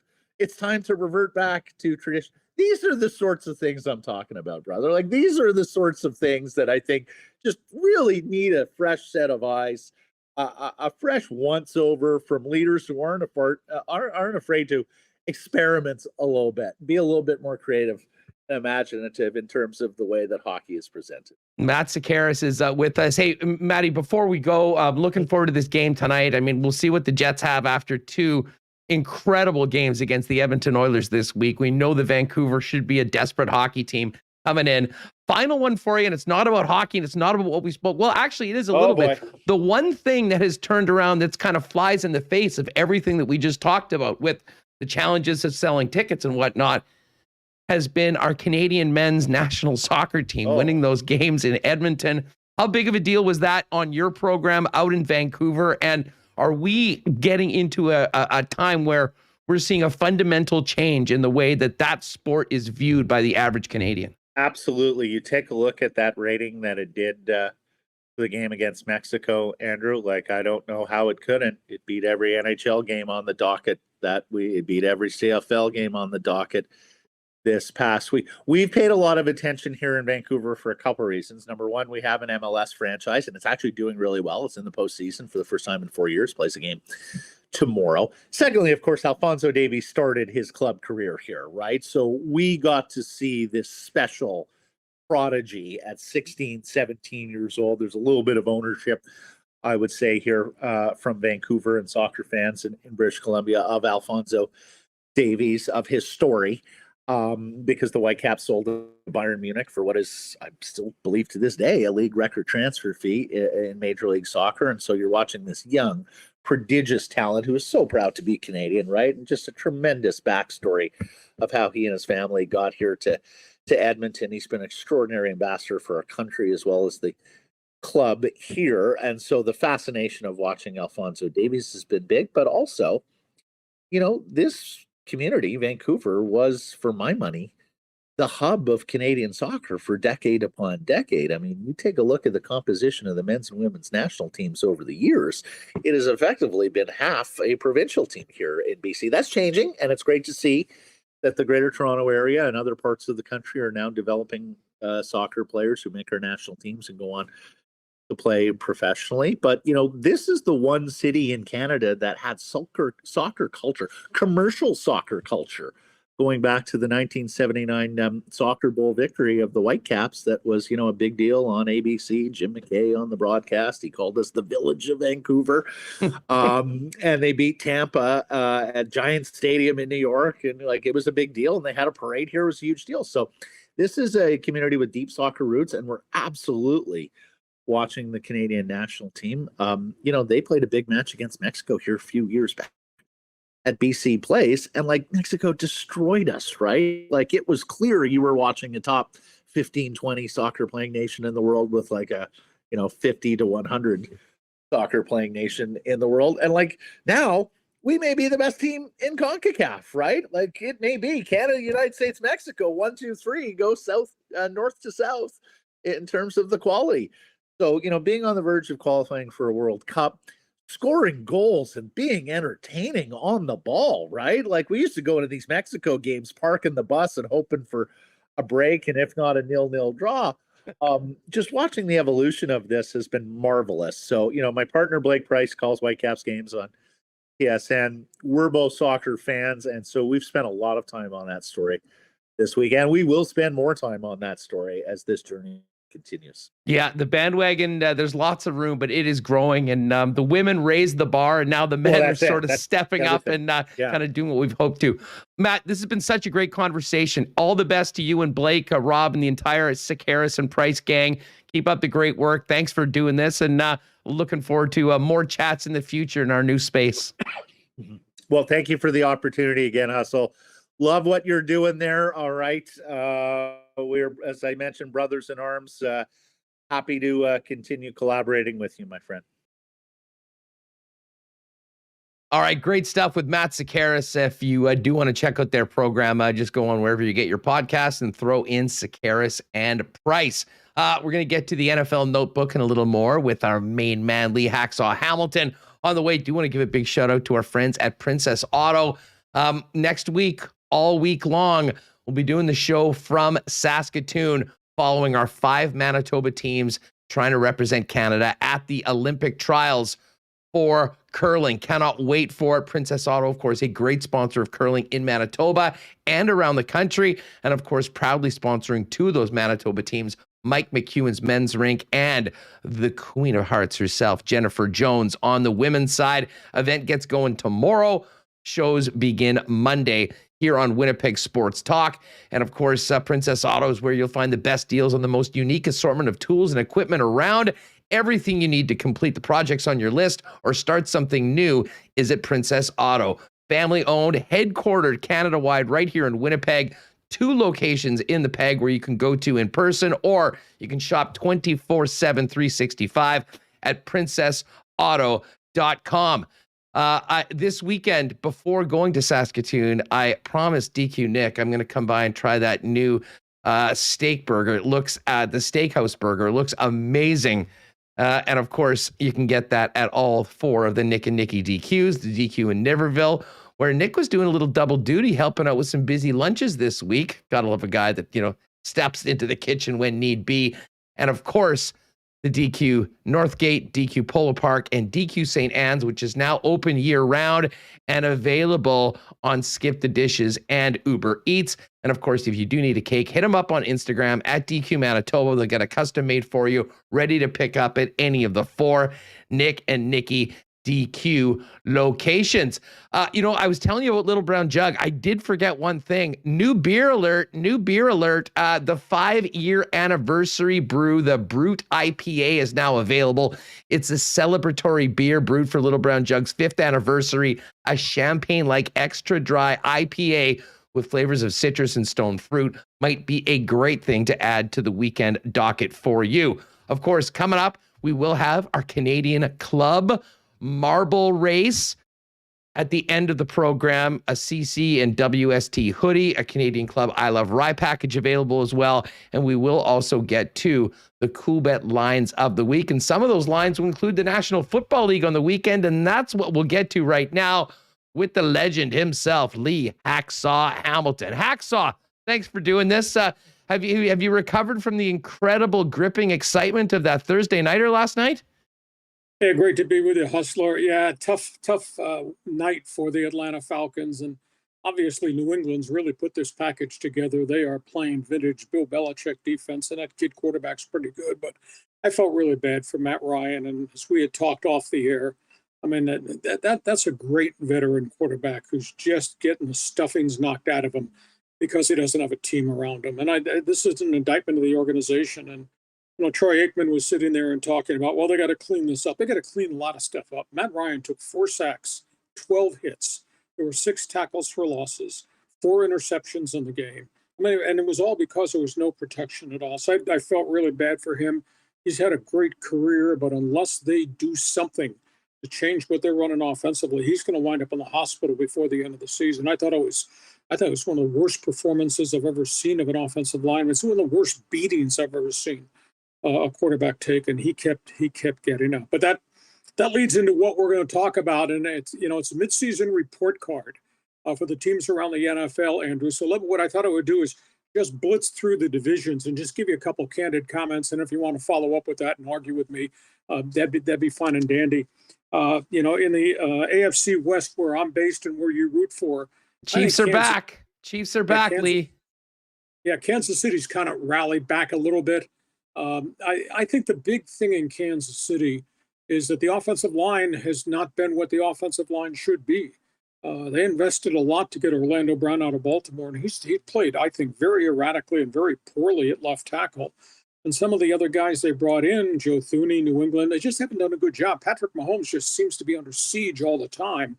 And Mahomes is just making panic throws just to get out of hot water, which should not be the way you play quarterback in the NFL. They got half a season to go. Maybe they're going to get a little bit healthier in the offensive front, but that front will determine whether or not Kansas City wins this division and goes deep into the playoffs. The rest of the division is faltering. The league is caught up to the Chargers and the young quarterback, Justin Herbert. Obviously, the Raiders are in disarray because of the John Gruden mess and what happened with Rugg and now what's happened with Arnett. And Denver doesn't have a quarterback yet. Best quarterback in the building in Denver is probably still John Elway. And I don't know whether Vic Fangio is a good coach or not. So the AFC West looks to be Kansas City's, but can they go deep in postseason? Remains to be seen. In the AFC North, if it's John Harbaugh and if it's Lamar Jackson and it's the personality of that defense, they're dominant. I think the Ravens are the real deal. Pittsburgh, this is the last era, the last go-round for Ben Roethlisberger. That team looks to be in a shell of itself. Mike Tomlin was there, but he just didn't have enough players around Roethlisberger right now. Of course, they're battling a bit of a COVID problem. And Cleveland is just battered. I don't know if Baker Mayfield is a game manager or a game difference maker at quarterback, but Cleveland's not what we hoped they would be. And that's a shame because they spent a lot of resources to go get Myles Garrett and go get these guys on offense, et cetera. But boy, they've had injuries and sickness, and the quarterback is beat up. So Baltimore's going to run away, I think, with the North. In the South, tell you what, guys are going to love to play for Mike Vrabel because he knows how to hit the right buttons. He knows how to put the players in the best position. I would not want to play the Tennessee Titans right now, Andrew. I'm not sure if Tennessee gets to the finish line totally healthy. I'd want to play them in the postseason. That's a really good team. And in the AFC East, Buffalo's really good. I'm not going to argue with that. Josh Allen is carrying them. I think there's a little bit too much on his plate. I think Buffalo has to go into the offseason and find some legitimacy at running back, I think, to take the workload off Josh Allen. And here comes New England. Yeah. I will say this. Mac Jones might have to be the rookie of the year in the league. Now, he was coached really hard by Nick Saban at Alabama, and he steps into the NFL, and he's being coached really hard. Because I've had Patriot players tell me how demanding Josh McDaniels and Belichick are on their young players. And this kid doesn't make a lot of mistakes, and he makes enough plays, and he manages the game. And Belichick's defense is just beating the daylights out of people. I saw him 2 weeks ago. They came into LA and they played the Chargers, and they just choked off Justin Herbert and Brandon Staley's offense. I mean, this is a New England team that has now ripped off 5 wins in a row. So, and keep this in mind when you look at your schedule down road. New England's got to play Buffalo twice before we get to the finish line of the season. So, the way New England's playing right now and the way the Bills are not a complete team, hell, I'd never say never against Belichick. They might still wind up winning the division. Yeah, just quickly, just wrapping it up. You mentioned the Pats. I mean, in their defensive performance. I mean, we talk a lot about Mac Jones and we focus in on the quarterback, but I mean, Lee, this team has given up 13 points in the last 3 games, and that is the calling card of a Bill Belichick team. Exciting times for Patriot fans, at least the ones that didn't desert the team and become Bucks fans last year. Let's get to the NFC. And why don't we start with the NFC North? A lot of interested Vikings fans, of course, Packers fans. Big game this weekend in the rivalry between those two NFC North rivals. Yeah, they don't like each other. The fans don't like each other. Green and gold and purple just doesn't mix as a color combination. I will say this. Last week, Minnesota walked into LA, and they really beat down the Chargers. And I give Kirk Cousins a lot of credit. I've not been a big backer of his because I don't think his record in the postseason, record in marquee Monday night games is very good. But boy, he's got the guts of a burglar. He stood in that pocket and he took hits and he made plays, and they just kept banging on the Chargers, and they wound up winning. Now, the defense has been torn up by injuries, and they had the COVID issue with Harrison Smith. They still don't have one of their linebackers, Anthony Barr. Mike Zimmer's coaching for his life. And in terms of Green Bay, I'll say this. Aaron Rodgers can win you games whether he practices or not. But there's a secret piece of the equation, Andrew, we got to pay attention to in this Green Bay scenario. What's the most important bargaining chip in your pocket? Home field game, January, Lambeau Field. And they lost one game when Aaron Rodgers was out with the COVID situation. That game could come back to haunt them. They could still lose some games going forward because their defense is a little bit dinged up right now. So I'd hate to say that Aaron Rodgers' decision as it relates to the COVID and the vaccine might hurt him, but that big bargaining chip that's a realistic thing, pal. You know, playoff games at Lambeau Field in January are huge, and they may have lost an opportunity to host a playoff game because of that. So the NFC North, Green Bay, Minnesota, the NFC West, Arizona's for real. What a good job organizationally they've done to put good people around Kyler Murray. And obviously he's on the same wavelength with that head coach. They've really done a good job in Arizona as long as they don't have any more injuries. The Rams have had 2 bad outings in a row. And Matthew Stafford, who was just drilling the ball everywhere, now he's throwing balls into coverage he should never throw, and his coverage is a little bit weak. Now, they're getting Von Miller back. He'll be at 100% maybe by this week. I do think, though, the loss of the young wide receiver has really hurt them. I think there's too much reliance on Cooper Kupp. Maybe that changes. Maybe Odell Beckham becomes what he used to be with the old New York Giants, because he's going to have to make a bunch of catches to take the workload off Cooper Kupp. But last 2 weekends are really weird. Now, the Rams have a bye week, so maybe they'll reevaluate situations and get the injured guys back. But a lot of people look at the Rams a little bit differently now than they did just 2 weeks ago in terms of being a Super Bowl team. So the NFC West will be Arizona against the Rams. I think it's over in Seattle. As you and I talked off the air, I think the Seahawks have really failed organizationally to put people around Russell Wilson. Granted, they got the 2 receivers, but they don't have very much else. It's just not the same football franchise anymore. NFC South, maybe the best we saw in Tampa Bay was what we saw last year when they got the ring. Brady is throwing interceptions. Tom Turnover, they're starting to call him down there. They got a bunch of injuries in Tampa Bay. New Orleans loss to Jameis Winston, I think, really hurts them. The Saints are still playing pretty good defense. Who would have thought we would ever get to the conversation one day, Hustler, where we're talking about defense would be the reason Sean Payton would go deep in the playoffs? No kidding. Not his offense. But New Orleans is playing hard for Payton, and we'll see what he does with the journeyman Trevor Siemian now that Winston's gone for the season. And then obviously in the NFC East, Dallas is rocking and rolling. Always had a good offense, have maybe the best offensive line. Dak is doing a great job. He's got the 3 wide receivers. He's still got Zeke running the football. I think the intangible nobody's paid any attention to in Dallas, they were woeful on defense last year. And look how improved they are right now athletically and their system, and they're doing a much better job. And I don't see anybody chasing down Dallas. So there we are, mid-season evaluation of what's gone on around the NFL, who's hot, and obviously a few that are not. Hey, Lee, it really came to the forefront with Aaron Rodgers because of what he said, the way he misled people, missed a game, as you mentioned, which could be very costly for the Green Bay Packers. We're now hearing that Antonio Brown has reportedly been using a fake vaccination card. Just maybe a quick comment on Brown, but how much challenged right now are teams with the virus, even today, with vaccinations where we are, and certainly in a different place where we were a year ago? There's 94% of all players are vaccinated. There's 100% of all staff members and coaches are vaccinated. But the NFL is scared because we're starting to see some minor outbreaks in different teams in the rooms of those players.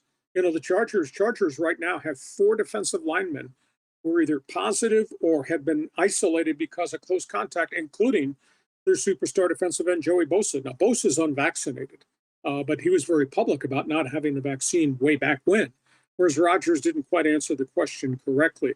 I guess I don't have a problem with a guy electing not to have the vaccine as long as he doesn't violate the protocols. Now, the thing that's got people upset around the league, Hustler, is the fact that there may be at least 5 violations involving Aaron Rodgers that the league never acted on. And Green Bay had to know that he was not vaccinated, and yet they allowed certain things to happen. Him going to press conferences without a mask, maybe him in that facility not wearing a mask when everybody has to around unvaccinated players. There might still be some more discipline coming towards the league, from the league to Green Bay going forward. The Antonio Brown situation, why be a knucklehead? If you don't want to have the vax, just say, I'm not having the vax. I don't know what Tampa Bay knew or didn't know. But the report that I got was that his vax card was photographed and forwarded on to the Buccaneers, who then forwarded on to the league. Now, if AB does not want to have the vaccination, okay, here are the rules in place, follow the rules. But if he lied to them and Green Bay then allowed him to lie, now you got all kinds of problems with the Buccaneers leadership, and why Brown would ever do this, considering his rap sheet is pretty doggone significant. If he used a phony card, he's probably going to get disciplined, maybe 3 to 4 games, maybe not the games Evander Kane in San Jose got when he got nailed by the NHL for 21. But why would you ever do that, Anthony? That's that thing that just drives me nuts. And you and I have talked about this in our past notebook segments. The NFL players have access to the greatest medical care in the world. Better than you, better than me, better than the guys that run your stations. And these players are still violating things or making mistakes or not following protocols. Makes no sense to me at all. So the AB story is, we're not done with the story by any stretch. Lee Hacksaw Hamilton with us with the NFL Notebook. Hey, Lee, before we go, I do want to kind of pivot from the National Football League to the National Hockey League. Of course, you're there in Southern California following the California teams. What do you know about Bob Murray's exit from Anaheim and the way that it went down very quickly, kind of resigning, going into alcohol treatment? But it sounded like there was a lot of skeletons there in Anaheim, and it didn't. Once those reports came out, he was done quite quickly. Well, it's sad. I guess I'll preface it by saying I've had a long working relationship with Bob Murray and stuff I've done with the Ducks. Bob Murray was the foundation for the success of a very good American Hockey League franchise in San Diego. He and Brian Burke put this franchise in place, and they lead the league in attendance and got a really, really good track record. So I felt really bad when this leaked out. I enjoyed dealing with Bob Murray because he was honest. He was really blunt honest. He was kind of like dealing with Brian Burke, who I'm friends with and I've enjoyed a long time. Felt very sad. But it was the first thing that popped into my mind when I found out that employees finally had gone to the NHL hotline for people who have substance problems and made a complaint with the league office, and the league got involved very quickly. I think the other thing that might be indirectly bothersome, the Samueli family that owns the franchise are really great people. They've done some unbelievable foundation and benevolence things in the Orange County community, in addition to being a really good owner. If this attitude, if this environment had existed for the last year or so, how come nobody did an intervention on behalf of Bob Murray to either bring it to a head or have a meeting or make a move to help him get help? Why did it have to get to this? So I sent Bob a note the day it came out that he was being removed and going into rehabilitation. And this didn't happen overnight. This is obviously alcohol has been part of hockey heritage for a long time. That's not going to be solved overnight, but he's a good man. I hope he can bounce back. I hope people will put their arms out around Bob Murray to support him and give him some guidance along the way. Now, at age 66, 67, I don't know whether or not he'll resurface, but it's sad because you look, as I said on talk shows and on TV down here, don't adjust your screen. There's nothing wrong with your eyesight. Yes, that was the Anaheim Ducks in first place, and considering where they've been in the last 4 to 5 years, and that's all a byproduct of the job that Bob Murray and that David McNabb, who just retired, have done with that staff that put a lot of good young hockey players in place. I kind of indirectly I feel bad for where Bob is right now.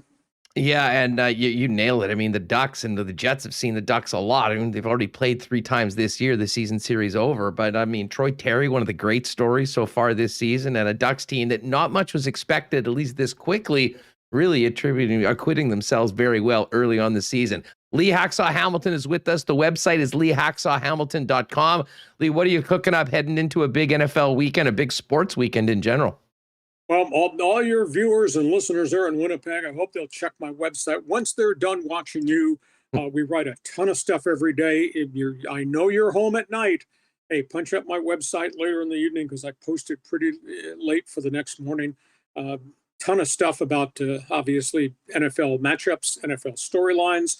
Baseball free agency is about to begin. We do a lot of coverage of the NBA. I do cover the National Hockey League, even though it's sunny outside and 59 degrees. We write a lot of hockey on my website on a day in, day out basis, plus English Premier League soccer, which is really huge out here. I think it's pretty big in Canada, too. So check the website when you're done watching Hustler and his friends, and hope you'll join us on a day-by-day basis. Lee, you're the best. Have an awesome weekend. Thanks so much for doing this. And is it true you're going to change the name of your show effective next week, and you're on Fridays? You're just going to call it Beer Friday? That's actually not a bad idea. We've got a new brew from Little Brown Jug. We may need to get a fridge in here or start getting to the back there and getting into the cooler a little bit earlier. Always got one cold one for you here, Lee. Thanks for doing this. Hey, have a great weekend. We'll talk to you again. Thanks, Andrew. Yeah, at Hacksaw1090 on Twitter, and of course, the website, leehacksawhamilton.com. All right, we have some business to attend to. Friday afternoon, folks. You know what that means. Let's get Remis back in here. I do want to get to some Coolbet Lines. But, Remo, I think before we do that, we might need to open entries for the world-famous Winnipeg Sports Talk Marble Race, of course, proudly supported by our whiskey partner, Canadian Club. We've got a co-branded Winnipeg Sports Talk CC hoodie to give away for first place. And there is still some Canadian Club product in the tickle trunk, so we will have a second place prize as well of an I Love Rye package. Shout out to Rob Mahoney, who won that yesterday. His son came by and picked it up yesterday. Remo, what's the word? You want to get going? This is the word. I'm going to put this thing on the screen. Oh, wait, not this one. It's this one. Putting this on the screen. Hit the like button. Hit the subscribe button. Turn on the notifications. Yes. Do all those things. And now I will start the giveaway. We need your help growing the channel, liking, subscribing, chatting, turning notifications. That'll help. So it's open. It'll be ! marbles. It'll gather all. You just need to put it in once. It'll put you in the thing. And then I'll put all the names in. No Oleg operations today. We all remember what happened to poor Oleg. Yeah. And Steve Halleck says, will my computer explode? The answer is no. We have a new graphics card, which is stopping that. So we'll be good to go. I can handle as many marbles as we throw at it. I think the record is 144 that we've done through one of these contests. And how many people do we have in here now? There we go. It says 270. I see a free Oleg. Yeah, and just make sure you have hit the subscribe button. You have to be subscribed to win. That's the thing that we ask of you guys. We obviously wanted to go to the people that are supporting us and subscribing to the channel. It's free, of course, but just a big help to all of us. And we're getting closer, Remo. It won't be too long before we're talking about 6K. Closing in on 6K. We're at 58.87. I think we can hit it before the end of the month. So we do have, 192 likes on this video. There's 270 people in here. I know we can get like 7 more likes. And I also know... Let's get to 2 bills. I look at our analytics. I'm pretty sure like 30% at least are not subscribed to our channel that are in here right now. So what are you waiting for? WST analytics. I like it. Yeah. Using the analytics here. So yeah, hit that sub button. Let's see if we can get to 6K before the month. We're close, man. It's been a long road. All right, for everyone popping in, if you are new, you'll love the marble race. We got some great prizes with our friends at Canadian Club, and we will we'll be doing that right at the end of the show. We'll give everyone a couple more minutes before we close it off, and at that point, let me do a quick look at the Coolbet lines for tonight. As we mentioned, just 2 games in the National Hockey League tonight. The Winnipeg Jets. Now, Remo, you were mentioning maybe some action was going to start coming in on the Canucks before the show. The Canucks were even money. The Jets were minus 118. Has been a bit of a flip right now. The Canucks actually the favorite right now, looking at it at Coolbet. Minus 111, very close to a pick'em, and minus 105 for the Jets on the money line. As far as the other game tonight, another late one, it's the Avalanche at the Kraken. Avalanche minus 154, Kraken plus 131. Interesting. Phil Grubauer's had a horrible start to the season after signing that big money contract with the NHL's newest team, Reem. And he, of course, is going up against his old team tonight in the Avalanche, where he performed so well last season. Yeah, but actually, they just came out after the morning skate. Grubauer not starting. It's Chris Driedger. Yes, Dave Hacksaw having a personal, private conversation with Grubauer. And he's been among the worst in the league, 5-on-5 save percentage. And I think Seattle's actually been kind of decent, but their goaltending has totally sunk them. Colorado's on a bit of a heater here, even without Nathan McKinnon. So I'm liking Colorado here. And yeah, the Canucks, Sandy says, got to be a mistake. How can the Canucks be the favorite? I don't know. Jets, I kind of agree. It doesn't make any sense. All because of the back-to-back games. Jets it's on all because the Jets played last night. Comrie's starting. I mean, I even looked at Dom's model. Shout out to Dom. He gave us the wild pick yesterday. I saw Larry use that pick. I did use Cam Talbot as my DraftKings goalie. But he has the Canucks as a favorite too, which I was surprised. So this has all the makings of a letdown game here for the Jets. You had 2 emotional battles against Edmonton, losing in a shootout last night. I kind of thought so, but I think there actually might be value on the Jets now as an underdog. Yeah, exactly. Just wait a little bit more. Maybe the Jets can get to even money where the Canucks were a little earlier on. Couple other things to point out over at Coolbet. We've got the Olympic curling trials. Odds out. The first draw is ready to go for tomorrow. Carrie Einerson and Tracy Fleury, Battle of Manitoba rinks in that first draw. Jennifer Jones, a minus 204 favorite over Krista McCarville. And then a little later on tomorrow, the 2 men's Manitoba teams go at it. Mike McEwen's a -127 favorite against Matty Dunstone. Of course, a Winnipeg native representing Saskatchewan with his team. And Jason Gunlickson's actually getting a bye in the first round. So Gunner won't be playing until Sunday. I'll be doing some special Princess Auto curling reports from Saskatoon all next week. And we're going to do some extra content with Coolbet. So you can follow all those. Oh, and the lock shop is out. We do have, after the crushing loss of the Rams money line on Monday, we're back at it with another partner parlay. Got a nice boost today from the folks at Coolbet. We've got the Ravens to beat the Bears. We've got the Dolphins to beat the Jets. And I'm throwing the Jags plus 8.5 at home against the San Francisco 49ers. That has been boosted up to plus 440. You can pop on and bet with that and get a nice boost and ride with us on the lock shop. We're due. Hopefully we can get it done this week. And of course, all the NFL games up and ready to go. Highlight games this weekend. Green Bay and Minnesota. Green Bay, a 1-point favorite going on the road to take on the Vikes at the US Bank Stadium. And the late game, Dallas and the Kansas City Chiefs. Chiefs -2.5-point favorites at home against the Cowboys. That game at Arrowhead. Night game on Sunday is the Steelers Chargers. Chargers 5.5-point favorites. Still wondering what's up with the quarterback situation in Pittsburgh. And the Buccaneers, after a disappointing loss to the WFT last week, they are at home. They're 10.5-point favorites against the New York Giants. You can get all the lines over at Coolbet. And if you haven't played there before, we got a deal for you. Use the promo code WST for a 100% bonus up to $200 on your first deposit. All right. I think we've given everyone enough time. Michael Capti, did you miss marbles? No, you didn't, but you've got 1 minute to be able to. It's your boy Bruce. We do need Ziff on the show. We will be getting some picks with the Ziffnator sometime very soon. Had a good chat with him last Sunday night, actually. Hear it. But anyways, last call. Marbles, if you're just popping in, you want to get in the marble race, ! Marbles.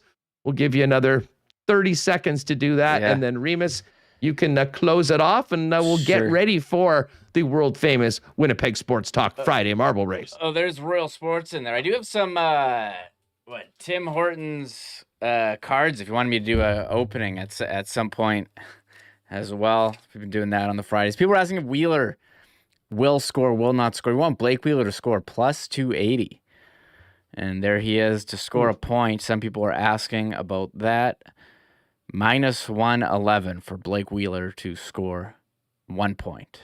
So there's a couple odds, and as I'll look at how many entries we have. We're at 132 entries right now. 130. So it's moving on up, and subs. Oh, a stinker prize. You know what? Yeah, that's a great idea. Great idea, Schickster. Schickster, yes. Okay, so we've got the top two prizes with our friends at Canadian Club. And the last marble to finish. Not if you're eliminated, you're over the top rope, you're out. But the last marble to cross the finish line, we'll do a DQ cake from our friends over at Nick and Nikki DQ. All right, Remo, I think we can safely say we're good to go. Okay, I'm stopping it. Wrap it up. While you do that, you can get this thing ready. I actually have a few packs, which I will crack right now. Yeah, crack one right now while I enter these. That's a really good plan. Exactly. You could open with your teeth? Well, I don't know. Sometimes these are a bit of a pain in the ass to open. But the cards are great. I got to give a shout out to my mom. She gave me a little Halloween drop off with some candy and some of these cards. So like a 13-year-old or maybe an 8-year-old. That being said, all right, who do we got here? Nicholas Backstrom? Torrey Krug? Oh, Torrey Krug, nice. And John Gibson, gold etchings. Oh, gold. All right, there you go. Not too bad. All right, crack another one while Remus is getting this ready. Yeah, good plan. Mama hustle. And yes, I am aware. I love Matt Sekeres. I'm not sure whether he has an issue with the letter R, but he has always called me hustle instead of hustler. And I don't know. It's hilarious. I love it. Okay. Josh Anderson of the Habs. Pretty wild jersey they got that there. That's a reverse retro. I like those. Matt Murray. And, NHL canvas of Austin Matthews. I'll crack one more while Remis gets up. By the way, what course are we doing today? I gotta open it. I have no idea. I'm loading up the game right now. I think it's loaded. Is it doing an update? You tell me. I'm just cracking packs here, waiting for the marble race to start. I thought I ran it. Uh-oh. Do another one. Do another. Boehm Byram. Red, I think these are called the ruby or red foil. Evgeny Malkin. And people are going to love this. There you go. Nikolai Ehlers. Nice. Very nice Ehlers card. I can't get over how nice these Tim's cards are, to be honest with you. They did a great job. Not so much a fan of what's happened to the food at that chain over the last few years. And I'm not a coffee drinker. But I'll tell you what, we'll come out for the cards. Everyone's loving the fly guy. Yeah, exactly. Okay, I'm just going to keep on cracking packs, Remis, until you tell me that we're ready to go. Oh, okay, yeah. Do one more, and then we're good to go. Okay, we got one more, and then we're ready. Here we are, Max Pacioretty and Jeff Petrie. Ooh. NHL canvas, Connor McDavid. Still can't get over that goal he scored last night. Oh my God.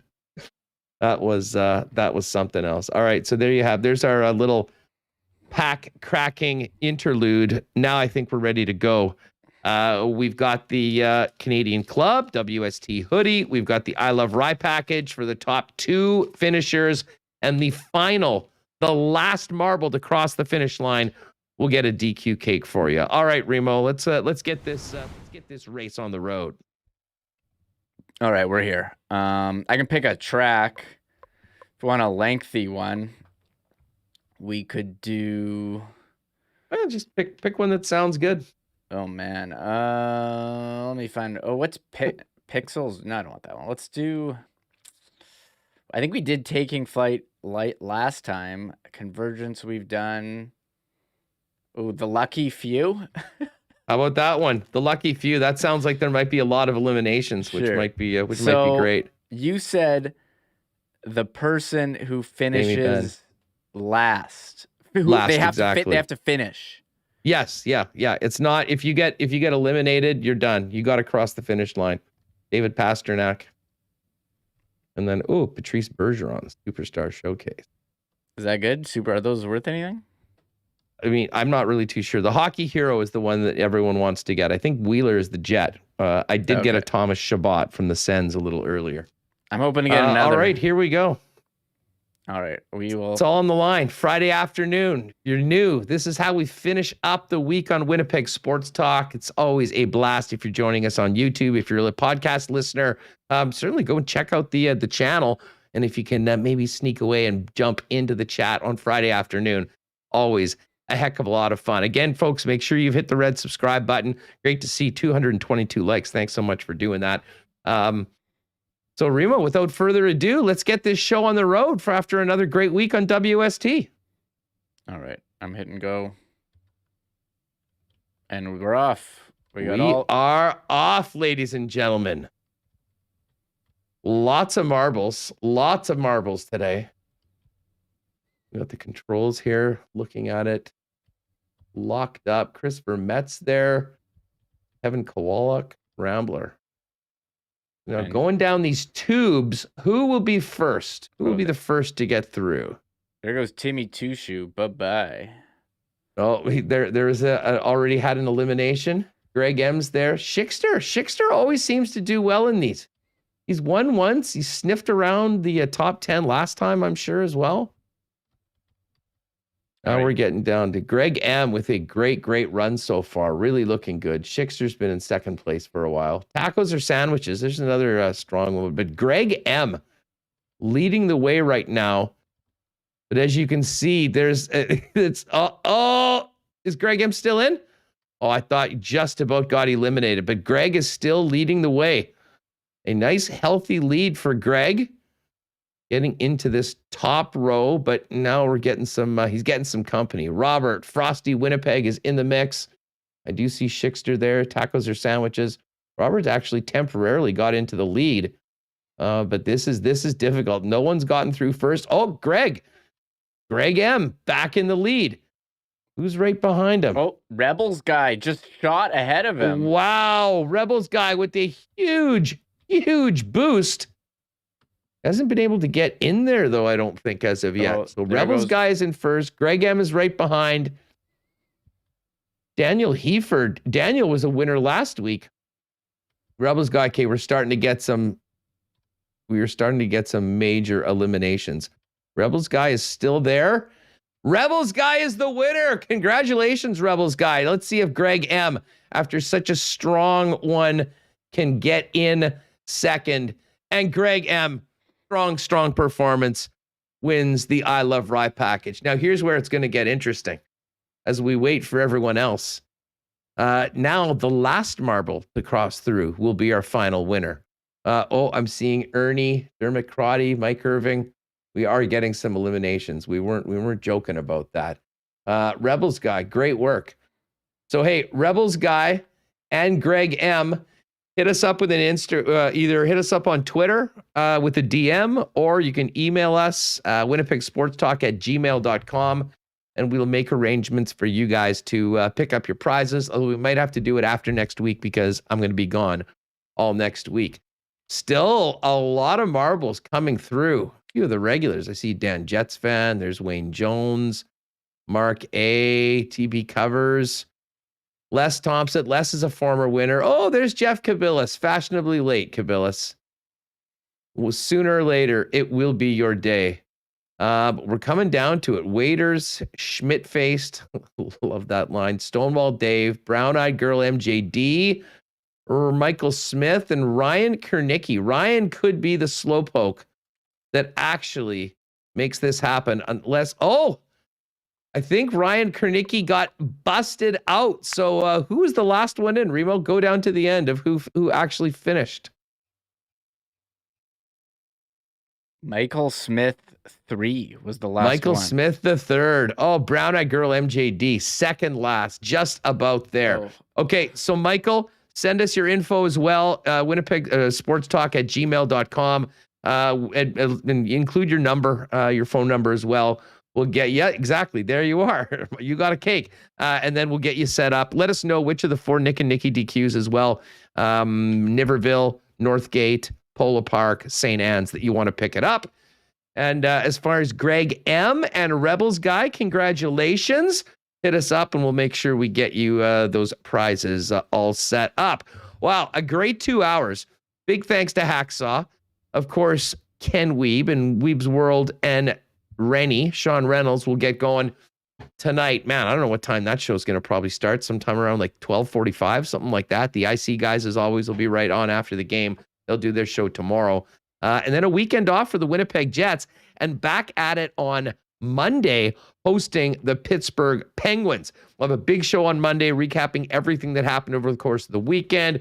Tonight's game, get ready for the Pittsburgh Penguins, as well as the latest on our Manitoba teams looking to represent Canada at the Olympics, as I'll be out in Saskatoon for the Olympic curling trials. Remo, anything else you need to disperse? Any other wisdom you need to disperse before this program is officially complete?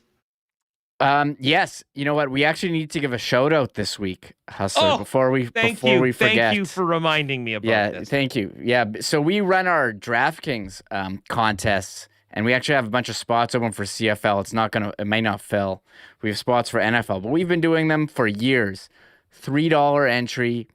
You know, we got 50 people, so top 10 win. You know, we're not playing for a lot of money. It's just fun. You get to play against people, but we were looking at the scores, and Jason Jett, who plays with us all the time, he was like, hey, does anyone know this guy Noverby? He had this crazy score. Hopefully he entered. He won by 50 points in the WST. Yeah. So hopefully he entered that lineup in other contests. And then, Hustler, you got a DM from Noverby. I got a DM from Noverby asking, saying, you know, I've never really hit anything before. And we're like, oh, did you put it in any other contests? He put his lineup in the Winnipeg Sports Talk contest, and won $33.75. And then he put it in the play action, another $3 entry, and won $100,000.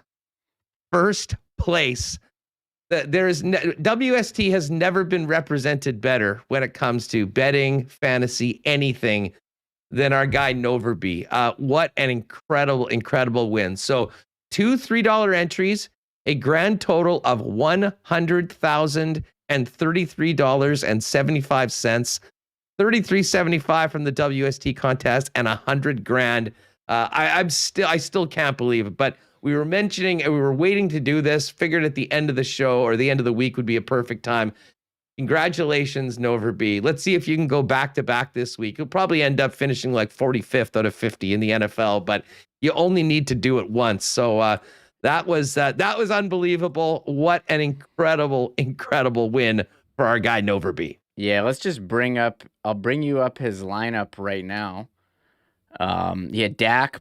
This was in our contest. He had Dak Prescott, Jonathan Taylor, all smash, Mark Ingram, Stephon Diggs, CeeDee Lamb with Dak. That was a nice pairing. And he had a mini stack, Elijah Moore with Diggs. And then he had Tyler Conklin, who caught 2 touchdowns.